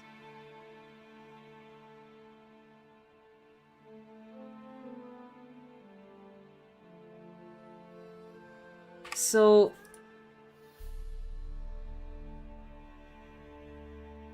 I think I need to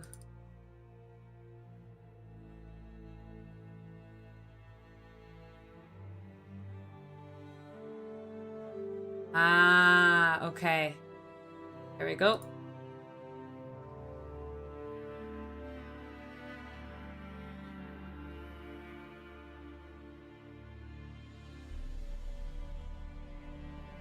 There we go. Alright, it's a bit annoying that we had to do that, but we got it down. There we go. Good job, team. High five. We got it to work in the end.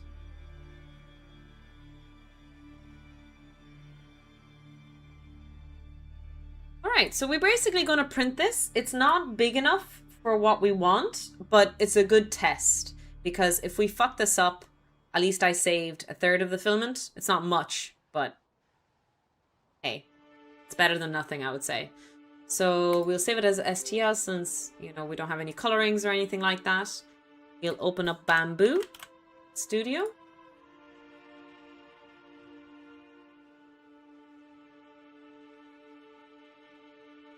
In the end, it's only made of matter. One thing, I don't know why my Bamboo Studio is not loading in. I'm not gonna rap that whole verse. I'm too old to be rapping. Too old for that.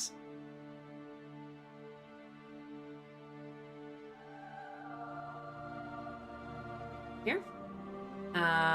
We'll skip this version for now because I'm in a rush.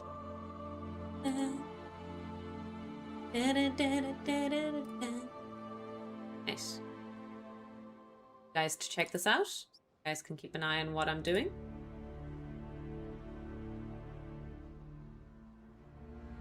So here we go. This is our cylinder. Bamboo Ale1. Diameter standard. Strength. We could increase the strength once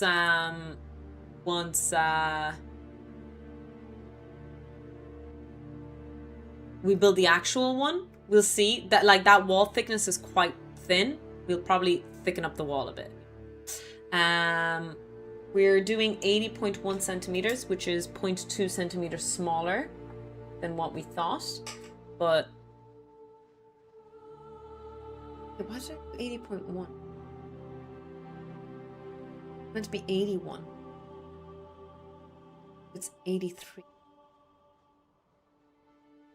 Oh my god, I'm stupid. And they call it a mine. A mine. You call that a mine? That still only counts Evan as Drill, one. thank you so much for the resub. Let's go. Resub for 3 months. 23. One more month for 2 years. One more month for 2 years. Let's go. Thank you so much for the resub. Really, really appreciate it. You came in at a perfect moment of me realizing that I am not the brightest tofu around. That's an insult to tofus all around. An insult, I tell you. An insult. Seems like it's actually still centered, which is nice.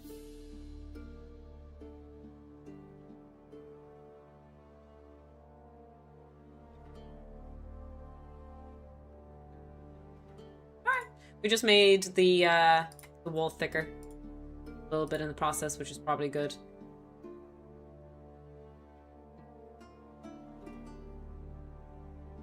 Did you measure it twice, cut once? I did measure it twice. I did. But the problem is, here's where the problem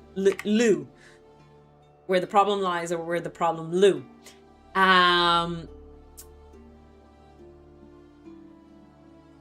I mixed up my decimal places in millimeters. And this is coming from a pro SI unit person. Even a professional, wonderful human being like me makes mistakes. We won't bother too much with shells at the moment. And strength. Yeah, we won't bother with this yet. Because we don't care too much about making this stronger. For now.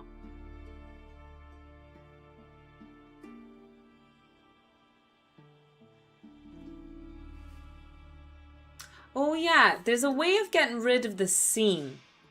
I feel like I've talked about this before. Is it brim type?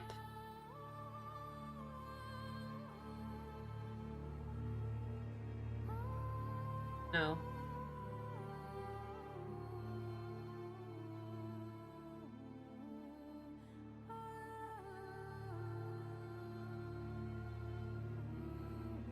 Mars climate orbiter moment, basically. That was a fun day at the office. Sandpaper? Is this sand? No, do you know, guys, what I'm talking about? When you 3D print, it starts a print on the side, right? And there's a certain line that shows up. There's actually a way of getting rid of it. I think it's a seam, right? Called a seam.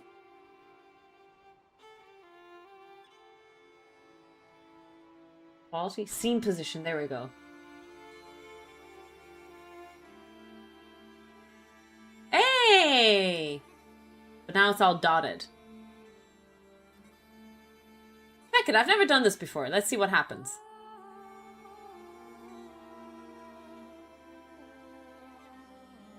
What's the worst that can... Exactly, Alan. Yes, exactly. So we'll print this in red. Not that we will print our actual thing in... Oh, I have metallic silver color. So when we actually print the real thing, we should definitely print in metallic. Let's send that print over. So, oh, you might not see this menu. So it says it's going to take 53 minutes and 25 grams of filament. So you'll see how long this takes. This isn't the real version that we're actually printing. We're printing a quick prototype to see if the nozzles can both end connect to it. If they do, or if they don't, if we need to make adjustments, we'll have to reprint. Yeah. A bit of waste of filament, but all in the name of science. In the name of the greater good. That is why we're doing it.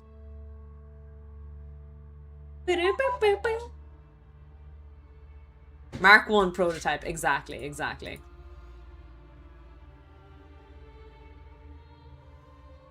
There's always duct tape. We could use duct tape, but I kind of don't want that. Does metallic need a hardening nozzle, or is it? Oh yeah, so it's not metal. It's just it's shiny PLA. That's all it is. It's just shiny PLA.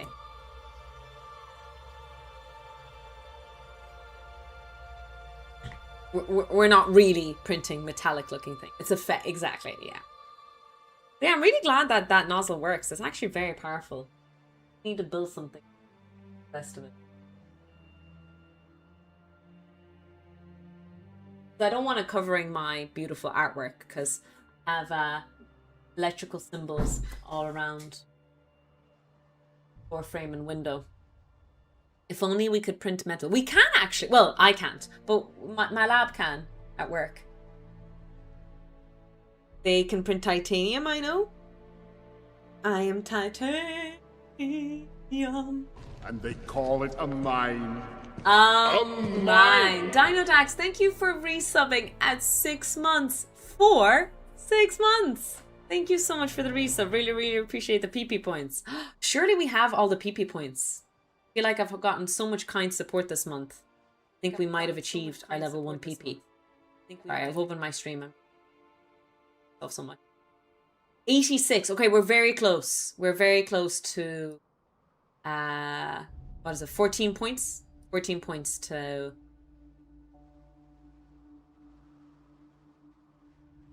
14 points for level 1 PP. So let me see this actually. Do we have another? We do have 2 more streams. Yeah, we do have 2 more streams in August. 29th and 30th. There are people that are printing food. Hopefully that will be in our life. That we could get a... What is it called in Star Trek again?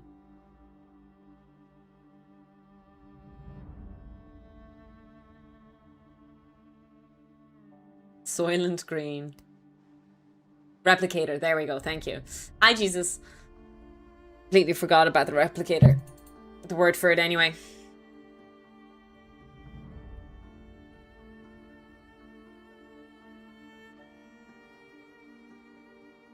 Isn't matter just effective energy in space quantum field? I mean, yes. It goes back to the classical E is equal to mc squared. Or the full equation, E is equal to mc squared, all to be squared, plus p squared c squared? pc all to be squared? Tea. Earl Grey. Hot. In this case, I'm just drinking black tea. Yeah, I wonder how good the replicator is. Like, if you have, like... Because it sounds like someone went into it and edited what a pasta carbonara is, right? And so it will always print that exact recipe. So it's not like your childhood pasta carbonara. And so if you want to input your grandmother's recipe, is that enough just to... Yeah, I wonder. Ricardo would be very disappointed. I think I have some Earl Grey. Earl Grey is really expensive and really hard to get good ones around here. Do you know where you can get decent ones? Like, because I swear, I think Twinings and all of those brands are absolute rip-offs right now. They're ripping you off, number 1. And number 2, Frank McCourt. What's that thing in the Black Earl I keep forgetting in Earl Grey that gives it that taste with the letter B? Bergamot, exactly. They're just not adding any bergamot at all, and so you don't get the Earl Grey taste. It's so fucking annoying. Anyways, Eastern European stores, so Polish stores, Ukrainian, Russian stores you might have, they sell teas and they actually have bergamot in their tea, in their Earl Greys. There we go. But they're also like fucking charging an arm and a leg. Like Twinings says 20 bags of tea or something, and it's €6. Sorry, I'm swearing a lot because €6 for 20 bags of tea, like. Are you joking me?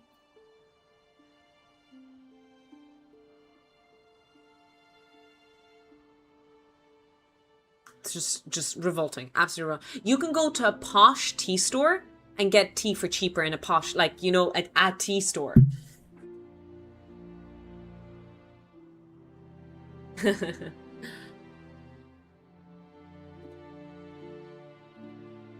I hear that people who swear are more trustworthy than people who don't. Oh, I don't know. I'm worried. I'm worried about that stat. Hey, Radish. Thanks a million for the follow earlier. Songwars says, are UFOs real? I mean, by definition, they are unidentified flying objects. There are certain things we haven't been able to identify for sure. Whether or not aliens have flown into us. I would love for it to be true, but I don't think so. I'm always hopeful of that conspiracy theory being true.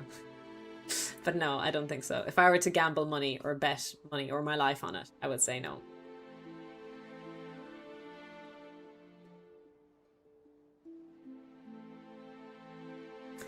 That little also doesn't have bergamot in it, Umbra, because the one, like the little here, or whatever tea they sell, the knockoff of it. No, I'm lying. We don't get Earl Grey here. I am lying.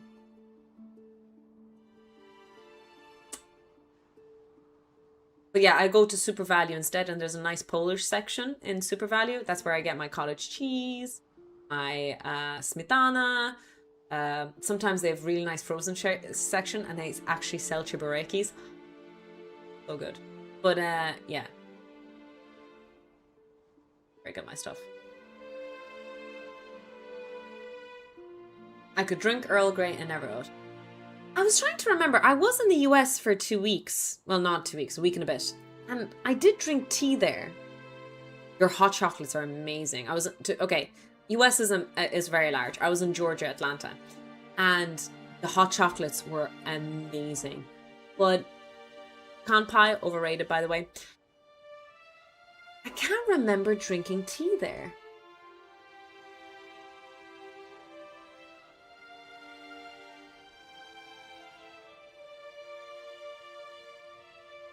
Yeah, I don't have a notion in me about that. To be fair, I was very sick when I was in Atlanta. That whole 8 days I was there, I was in pure pain and in pure, yeah, it was an awful trip. So I will say my America visit was really, really bad, and it wasn't even Americans' fault. Except for the food poisoning. I do blame Americans for that one. That was not my fault. I had my first and only food poisoning. Well, actually, I have had my second one recently.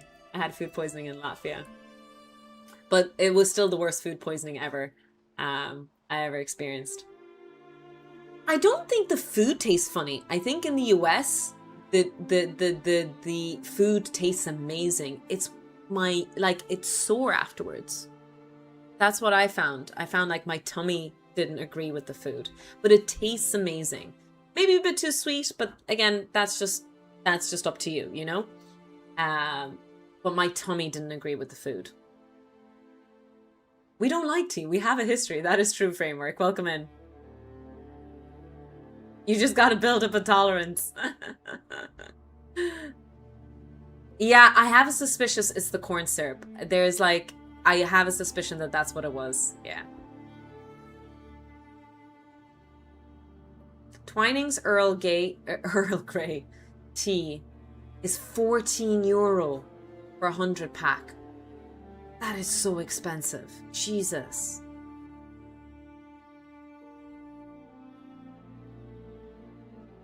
Your digestive system is working overtime. But yeah, I would be interested to give US another go. I was very tempted to go for the NASA launch that's going to be happening next week, but I didn't get accepted as a social media influencer. I think what happened is after Artemis, NASA's super popular now. So I know like Twitch streamers, my size Twitch streamers got in a couple of years ago to events in NASA. But because NASA's so popular now, I think even with my size of Twitch and Instagram and TikTok and all of that, even with my size of social media following, we're not getting in anymore because it's so much more popular. Downside, it is disappointing I don't get in, but the upside is science is cool now, you know? I know it can be quite negative to look at these kind of things and say, this is so not fair. Science is so popular now. Does your 3D printer have a smell to it? Yes. If I print a lot, there is a smell to it. I liked science before. Exactly, Krampus. But honestly, in the end, I'm okay with it. I'm really okay with the idea that science is really cool now and people are getting more involved in it. So it's a positive loss, if that makes sense. It's a negative loss to me personally. It's a positive win to society.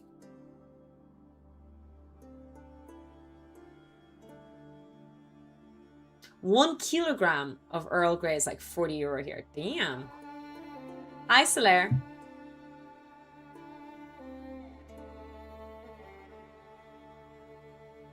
Tea in the US is hit or miss. We have a bunch of small specialty shops. Okay. Yeah, I like I said, I don't remember the tea in the US. I completely have no memory of it. Oh, we're printing our cylinder. Jesus, it's very thin. Printing it pretty fast. How much? I think it's an hour for the print.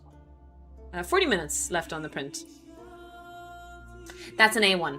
Is it your preferred 3D printer? You got another one in mind?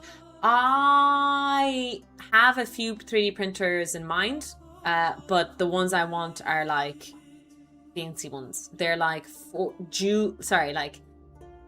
four colors at the same time, and I want you know, a more powerful nozzle and temperature control, in the sense of being with an enclosure to be able to print polycarbonate and ABS, for example, and a few other things.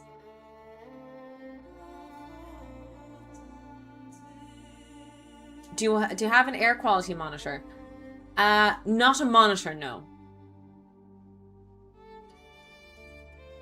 But yeah, I do have an air filter, yes. Just not a monitor.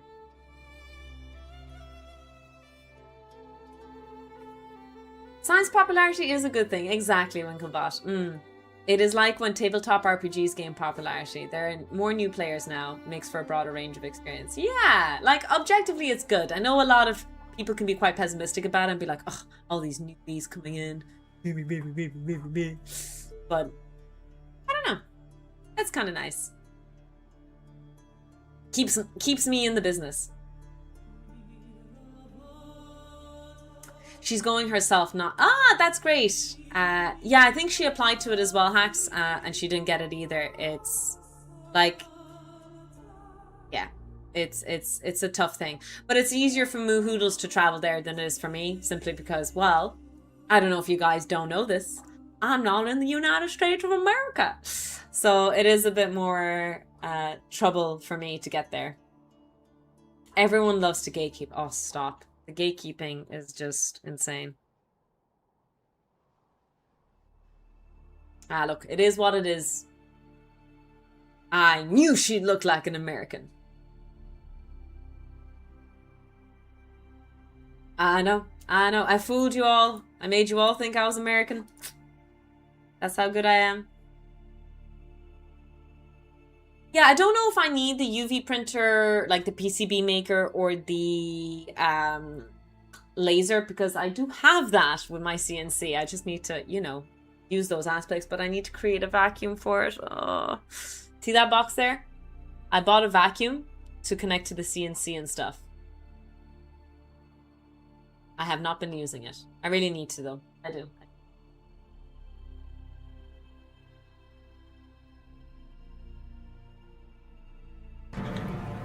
That still only counts as one. So while that's printing, there is a couple of things we could just work on, read a few articles. It would be nice to test this on stream. And after that, maybe design the final piece. I'm thinking this is too skinny. We'll see. It's only a third printed at the moment. We can take a quick break and I'll just eat quickly some food and make another beverage. We'll maybe move on to some green tea. You can tell by the light angle that she's in Scotland. If you had the opportunity to travel and visit Gwynedd Space Center, would you take... Oh, absolutely. I've been invited to a few things like that before. I've been invited to the European Research Center. I've been invited to... Oh my god. My brain. Another thing I've been invited to. Anyways, and listen, I don't take money. Well, that's not true. Basically, if people support in any way, but like, you don't have to pay me to make content, if that makes sense. If people are inviting me to cool places, absolutely. Absolutely will take it.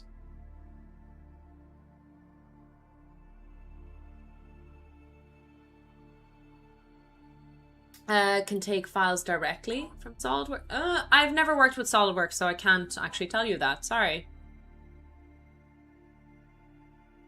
Hey, I can't give a duck. Welcome in. So, if any of you have any cool invites for me for, you know, a science lab or anything like that, for me to visit, please let me know. I would love to. I would love to. I still want to create some content from the research center in Europe that I was invited to. I want to show you how solar panels work. Someone mentioned if I like semiconductors. This is one of the cool applications of semiconductors.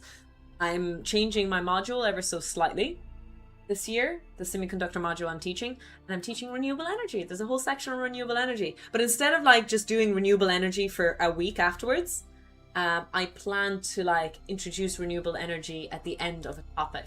kind of nice. So, and I'm going to be honest, I actually stole this idea from a textbook.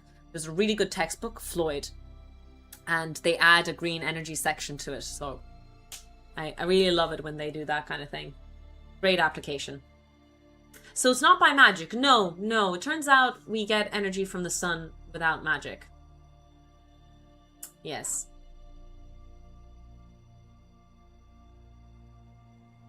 $50 a year. Oh, cool. Yeah, I want to play around with a software that has a lot of support and is very user friendly. I wouldn't mind paying a lot of, like, don't mind paying a subscription to a software, but the problem is that I haven't found a software that I love. All of them are really, really hard to use. I think that's just me being stupid, to be fair. But yeah. I think I just have to accept it, that I have to invest time into learning these programs. Or do you got a design for the trunk? No. So we're just designing a connector. We build it. Just a cylinder. Design is a strong word. But this is the one of parts of the elephant trunk, and that's the other.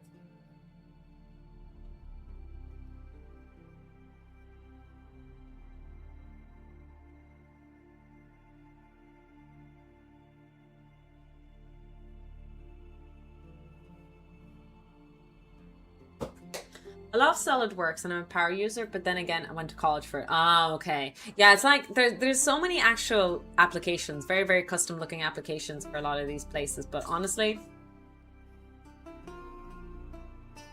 financial incentive behind them, or the time investment to learn those programs is a lot.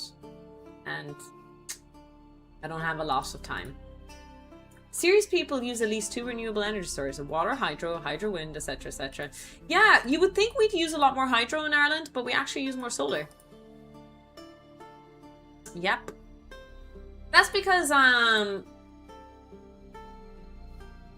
you don't need full power of the sun to actually get a lot of use out of solar. So it's actually not a terrible idea. And now in the days of global warming, it's more prevalent than ever before. It's a bit of a pain to connect to the electric grid, but it's a very good battery. It's a very good system.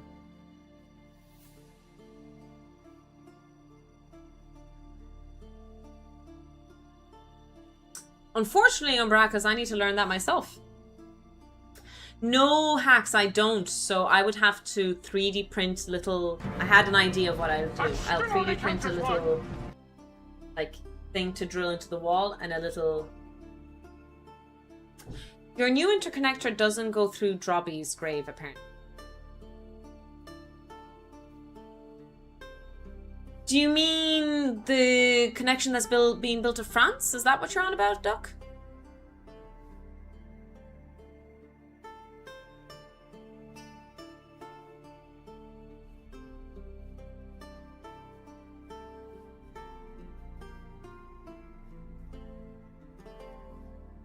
Oh, and you said suspend from the ceiling.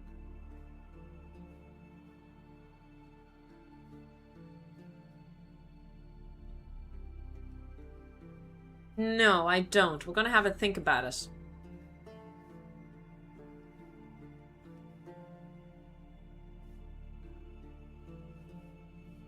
Oh, Jesus. That's what that's about. Where Dobby's grave is. But Dobby didn't... Okay, I won't say it. Because you know what? I love, you know, sites of films being kept, or famous films. I won't say anything. But I actually am one of those people that wasn't that emotional about Dobby's death.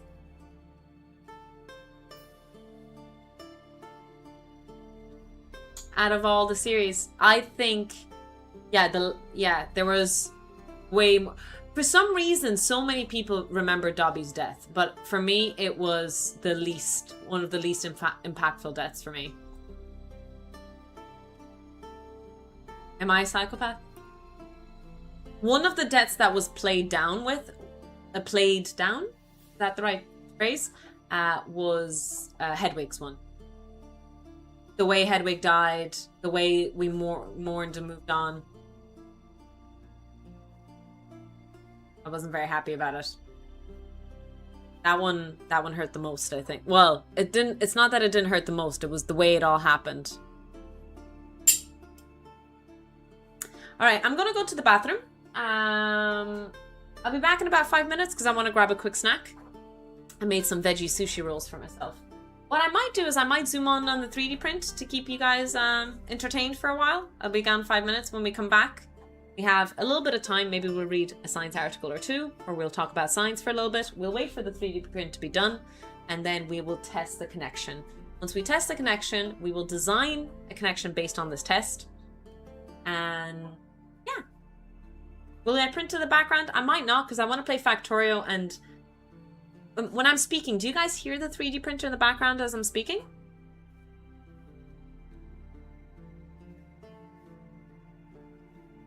No?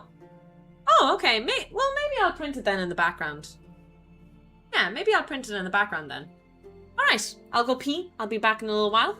Let me set up the camera so you guys can keep an eye on the printer. Oh.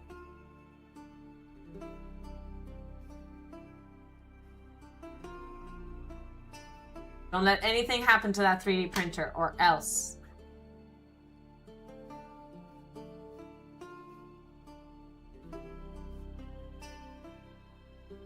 Hey, not bad.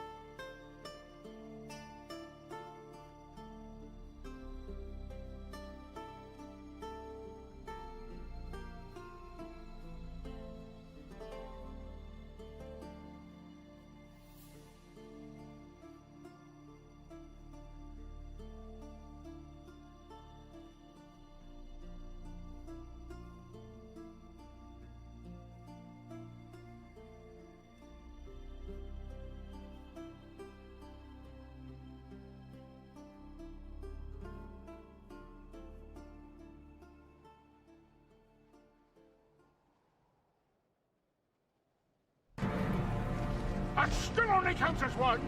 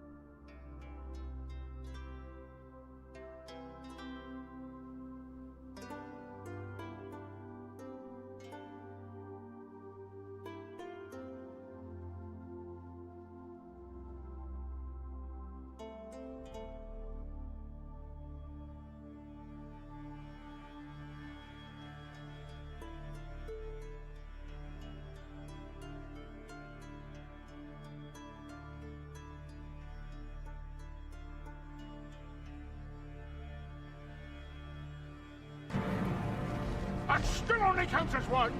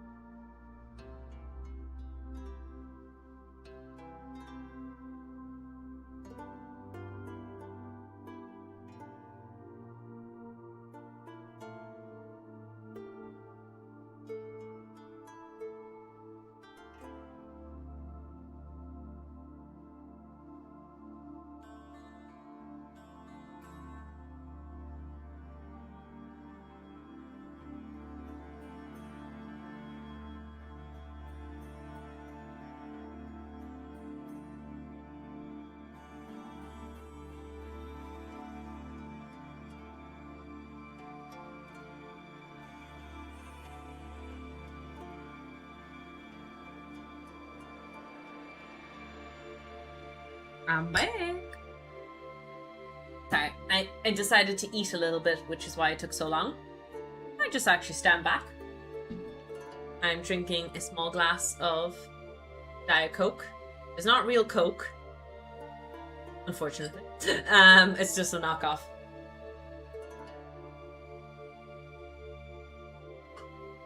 Hi Conrad, hi Tweak, welcome in, welcome in.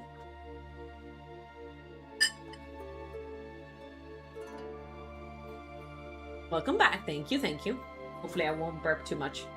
Made a bunch of sushi rolls. Just like seaweed with a bit of sushi rice. And there's Philadelphia cream cheese, spring onion, carrot, pepper, cucumber. So I just call them veggie rolls. It's not really sushi, but you know, it's like a vegetarian kimbap, basically. Hey, Choctomans, how are you doing? I disagree that it's only Coke. I'm going to the dentist tomorrow. She's going to give out to me for drinking so much fizzy drink. Been drinking a lot of it lately. But you know what? Because I cut back on alcohol, on meat, on... I was going to say drugs, but I wasn't taking drugs anyway. But the good kind anyway.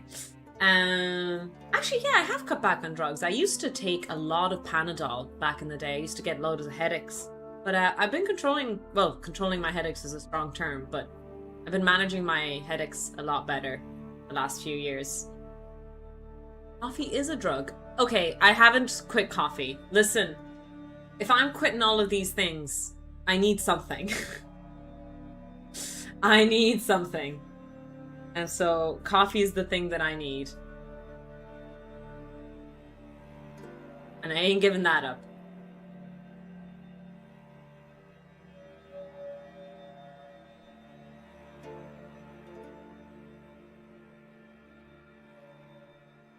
Sushi is from the rice, sashimi is the raw fish.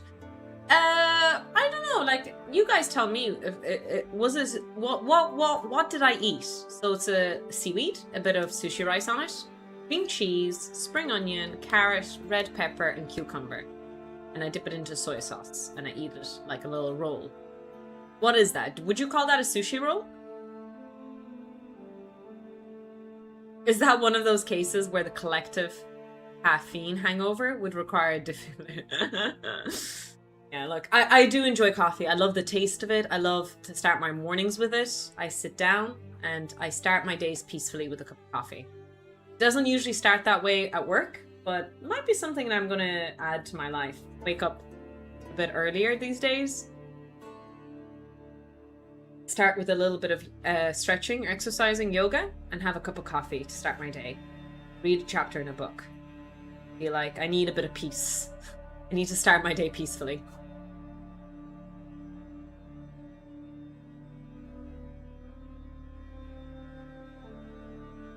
High percentage chocolate or brewed cacao might be good. Yeah, I'm not a big fan of hot chocolate.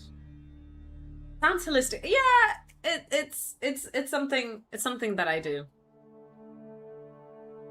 As tofu is feeling the effects of age. Honestly, I am. And I'm really glad that that this is something I'm experiencing with age. One of the cool things that I'm experiencing as I'm getting older is CAM. I used to have to keep my brain always active, and I still do. I'm still a very brain active person, if that makes sense. I can't relax. My brain needs to be always doing something. But I find a lot of peace going to sleep now these days. It doesn't take much anymore. It just takes, 15 minutes of an Audible to put me to sleep these days.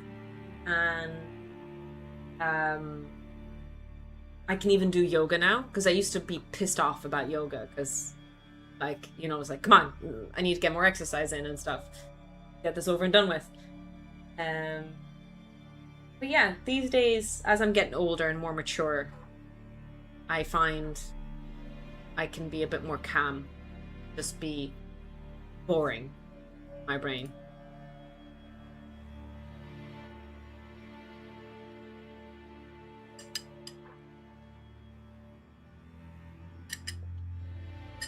I am very, very wise now that I've hit my 30s, and I won't shut up about my wise statements, my philosophy on life. 1 page per day takes 2 minutes. One Stoic wisdom from Marcus Aurelius. Send kind of many others. Oh, cool! I have a whole collection actually, Patrick, of philosophers. I'll show you actually now. Let me zoom out of the 3D printer. Y'all want to talk to me now, right? Oh. Look at that. Lipstick on my chin. That's what I get for eating sushi.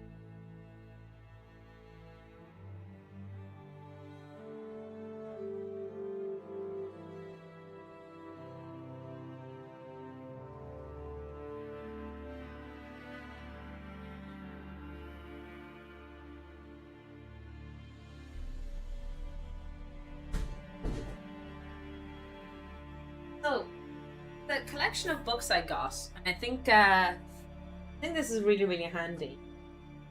But I've been trying to get into philosophy, right? I always read 3 books: a fiction book, an educational science book, or I don't know how to call it, like a factual book, and an Audible. So I have 3 books ready to go always. I've been really, really stuck on The Origin of Species by Charles Darwin. Listen, I love the man. Love is a strong word. But it is not the most entertaining read. So it takes a while, especially since, unfortunately, or fortunately, it depends. I actually know a lot of the stuff already because I studied a lot of biology. Anyways, but hopefully I can move on soon. So the great philosophers, we start with Plato, Epicurus, Marcus Aurelius, like you mentioned, Patrick. So nice that we start off there. Oh my god, I always butcher his name. Rene.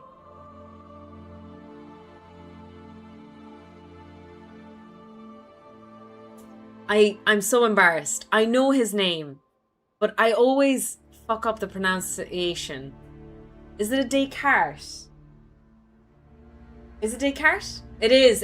Nice. Okay.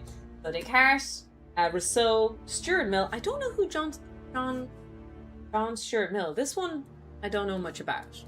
And obviously Nietzsche. I don't know how I feel about that. Should I be reading it?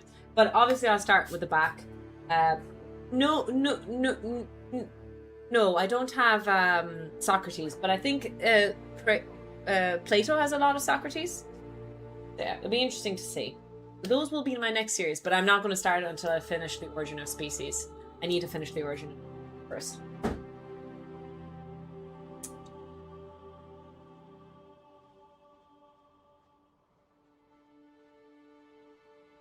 Socrates didn't write his stuff. We'll see. Oh, specifically that book, The Dialogue of Socrates. Wait. But it's called The Dialogue of Socrates, no? I'm assuming that... Yeah. Isn't that what this book is? The Dialogue of Socrates? I assumed it was like on stuff about Plato. On stuff about Socrates. He had some really interesting insights, like he was one of the first MPs to support women's suffrage, but he was really pro-colonialism. That's interesting. That might be a fun thing to look at. Yeah, well, look, something I lack a lot of understanding is philosophy and psychology. Those are my two weakest science fields. Like major branches. So, I don't want to learn psychology at the moment. So, philosophy it is. Theoretical physicists prove the universe isn't locally real with quantum. What does that mean? Are we living in a simulation? I'm going to be honest with you, Crypto. It doesn't matter.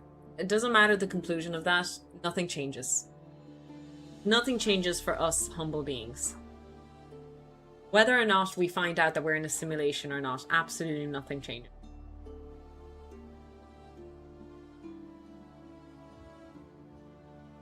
So I don't usually spend too much time thinking about those ideas.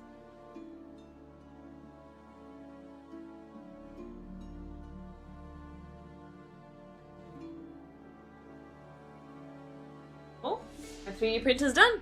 I'm going to be checking it.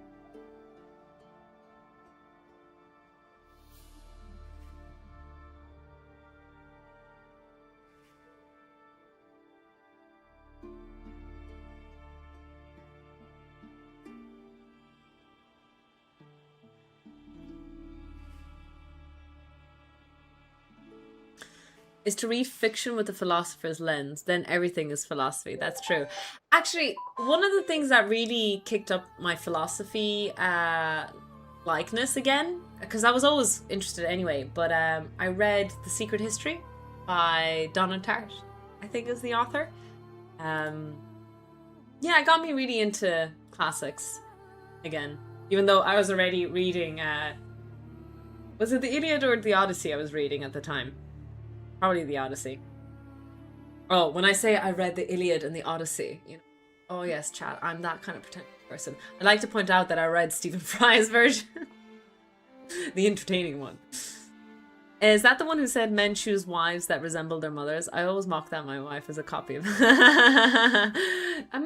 Nietzsche said that, yeah. Nietzsche said a lot of things about women. I think he was a supreme sexist. Bacon. They said some crazy things about women. There was also a funny quote about a scientist who said that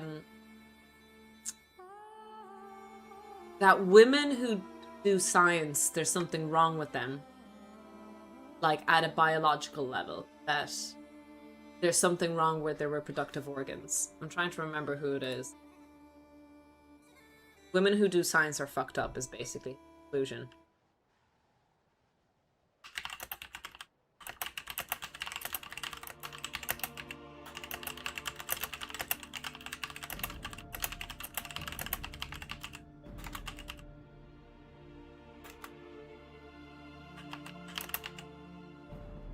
Oh, it is Winklebot. I read it like years ago during my PhD. Well, listen to it. The Audible. It's very good. I'm so upset he didn't do the full series. He only did Hitchhiker's Guide to the Galaxy. Ah, yes, there we go. Dr. Edward Hammond Clark. That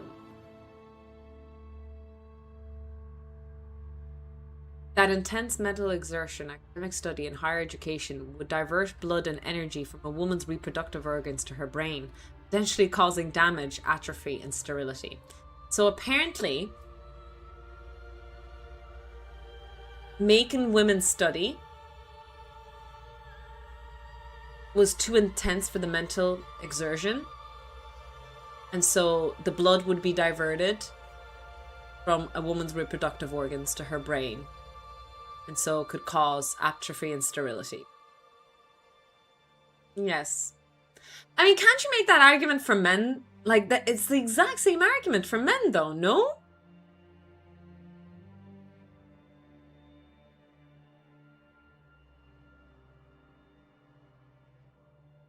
Citation required. I'll tell you who it was. It was Dr. Edward Hammond Clark in his book, 1873. It's called Sex in Education, or A Fair Chance for the Girls. Want a citation.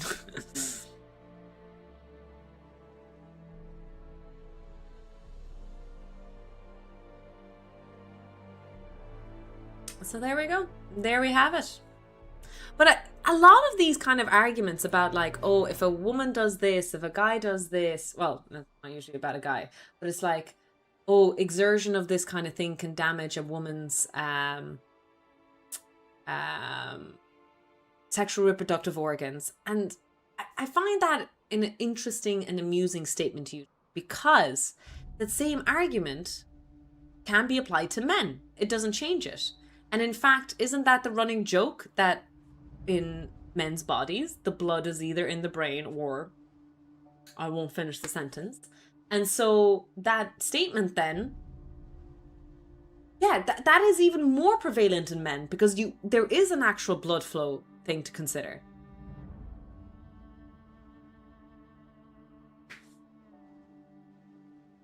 Oh well. It's the same argument for men. Now I find out it's a 3D printer. Yes, that's a 3D printer, and the guy over there is a CNC milling machine. So it's the exact opposite of a 3D printer.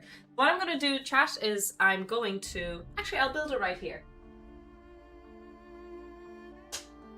Okay, this is pretty good. It's good to... It's a bit malleable, but that's just because it's not sturdy, and that's okay. So we're going to test this and see if this works. Let's build this part here first. I might bend you guys over a little bit.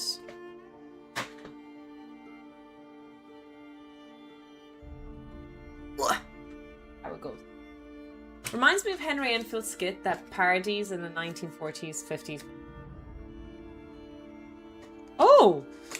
Oh shit, this is too big! Oh, fascinating. I measure the outer diameter, not the inner diameter. Okay, this is actually too big. It almost gets on it, but not really.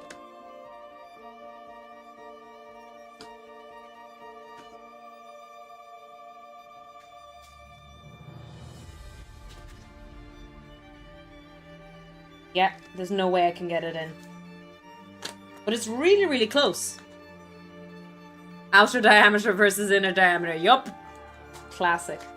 Alright, so it doesn't fit in this. What was this? 81 centimeters? I think 81 millimeters. See this one?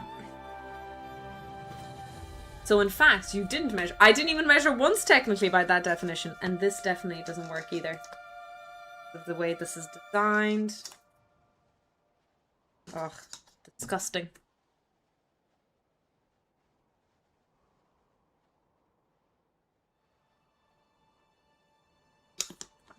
God.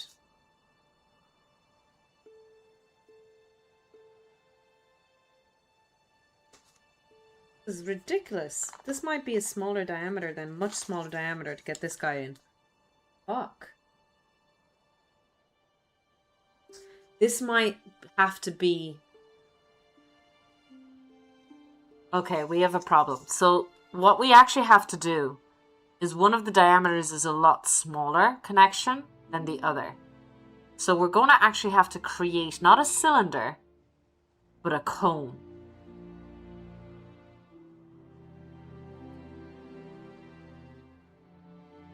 Ah! We're gonna have to measure. We're gonna have to do like a taper. Is that what it's called? Oh yeah, it is. Wait, put it on our arm. Oh, looks like a red armband. Who in history had a red armband? Wasn't the Nazis, was it? I'm just gonna take this off just in case. Just in case. What would you do if you found the Philosopher's Stone, gold, or a Murtaugh?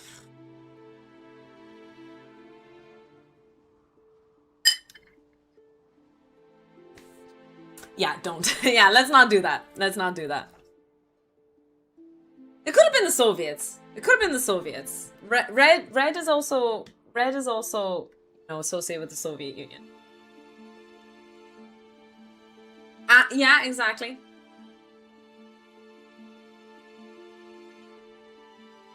There we go.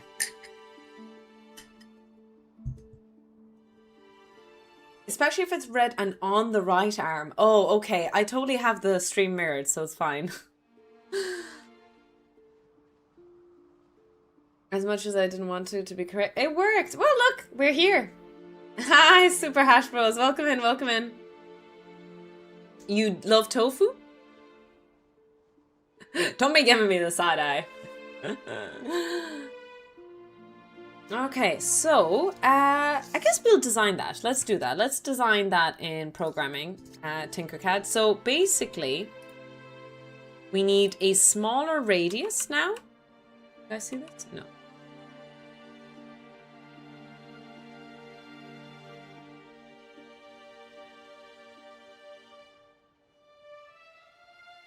How can I do that? Can I do this?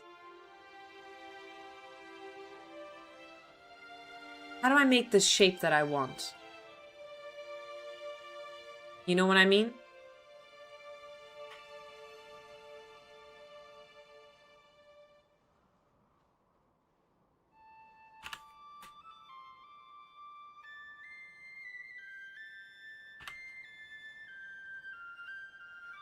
How do I make the top part 75?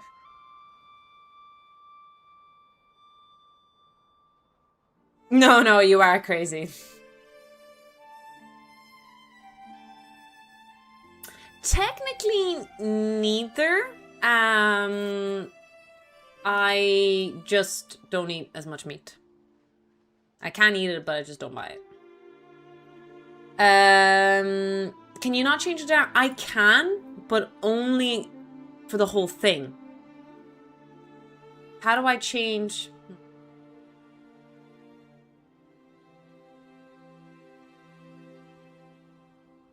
How do I make this circle bigger then? What? How does a cone work? The point have to be pointy, I think it. Yeah. For a cone, yeah, a cone has to be pointy, unfortunately.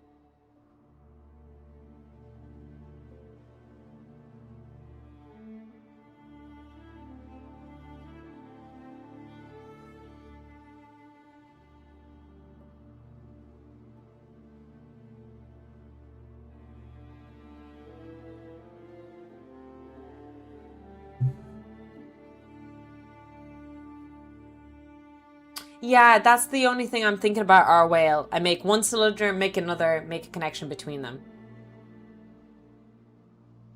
If there's a lofting... Oh, I think we don't have that. This is a very basic program. Exactly, so you basically make 2 cylinders. Yeah, I think that's the only solution. What are we making? We are trying to build an elephant trunk, and I just need a connector between the 2 trunks. But they're of different diameters.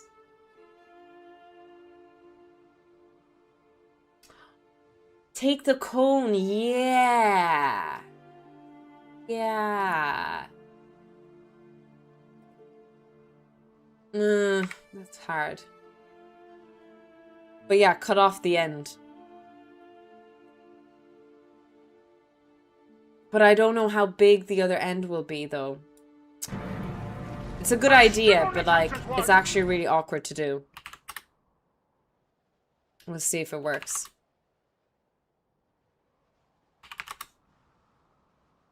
Because look how big...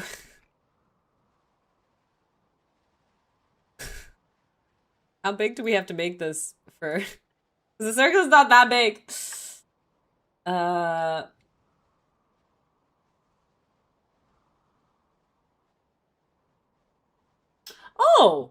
But...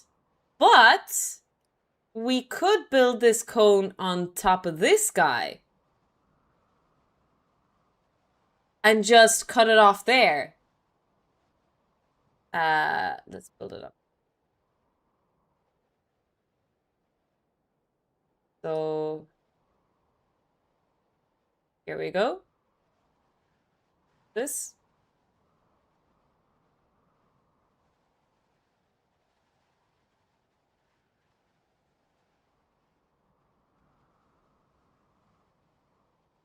Eight. Why is there a ridge? Oh, is it because it's not sitting? There's no ghosts in space, Fizerp! I'm trying to focus here, Fizerp. Welcome in. And then cut it off. Chop him off. Like there's no tomorrow. Just do like an empty space thing, like this. Place it.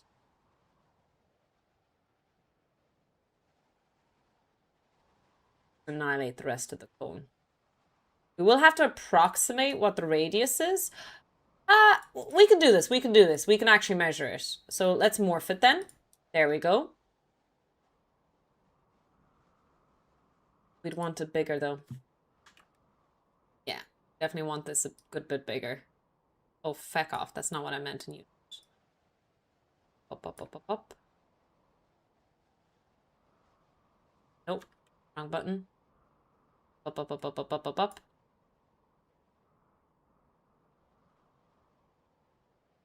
Splash! The final frontier.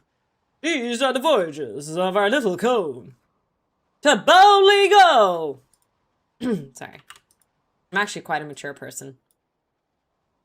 Somewhere deep down inside. You just strategically don't judge me. Just checking. Is the cone you're using hollow or infilled? This is infilled at the moment. We will make it hollow though. Yes, we do need it hollow. But the size of the hollowness doesn't really matter. As long as there's airflow. Or, okay. Might have to do some physics solving there. There's a bit of a Bernoulli concern. So basically what we can do here is we can use the cylinder to estimate the diameter of this cylinder. Oh. And this right on top. Like that. Alright, so we can estimate that the diameter of the cylinder is about 74 centimeters. Really good guess, actually. The final frontier. Hollow, just like the Earth. That's the dream, Uni. Hello. Hi, fine one. Welcome in, welcome in. Oh, for Zerp, 90 stream streak. Look what we have now in our overlays. Check this out, guys. Streakers. We will add for Zerp to the list with a 90 stream streak. 90 puts you below Bulbadim, but above Grim. Yuli has a for now, we have a top 10. It's gonna work. It's gonna work. So for Zerp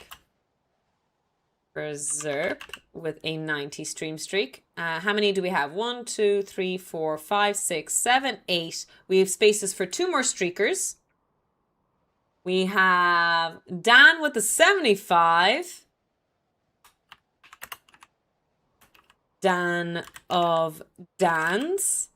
And we have Yuli with 10. You're up in the ranks at the moment as of today. So if you guys want to get into the ranks, you can. Oh, it's not Yuli Nations. It's just Yuli Nation. There we go. Here we go. We have our streaker list that Tofu's observing. So if anyone wants to streak, you just need higher than 3 at the moment to get on the list. That's all you need.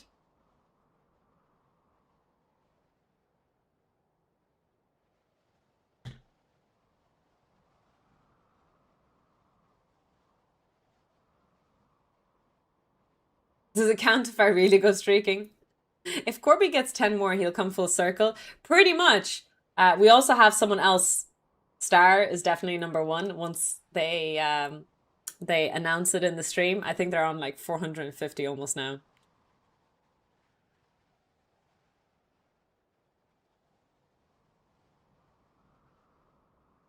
Back to our work here. And we'll make... So it's a nice estimate to see how hollow it is. But because of that, we need to make this, say, at least 70 or minimum 70. Again, this is going to be a test. We're going to stretch this out then to the maximum height we can. Sorry. It's not what I meant this to be 80. Back up at that, man. Back up at that. Oh wow, so high up.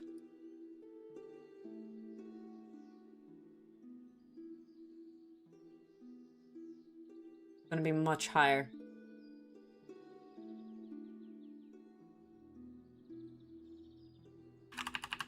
Oh!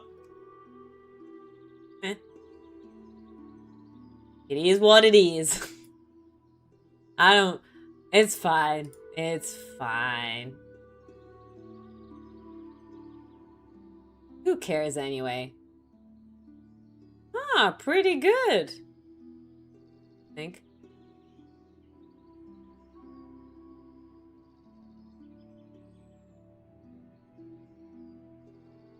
There you go. It's quite skinny over there.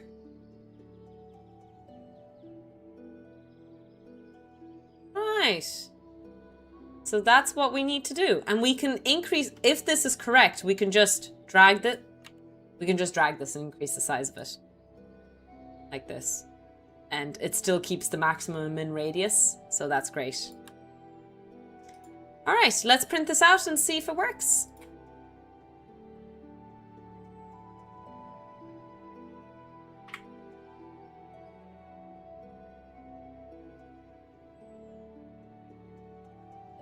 But this is going to be a longer print, and because of that, I think, yeah. Did you use calipers to measure this time? No, I eyeballed it.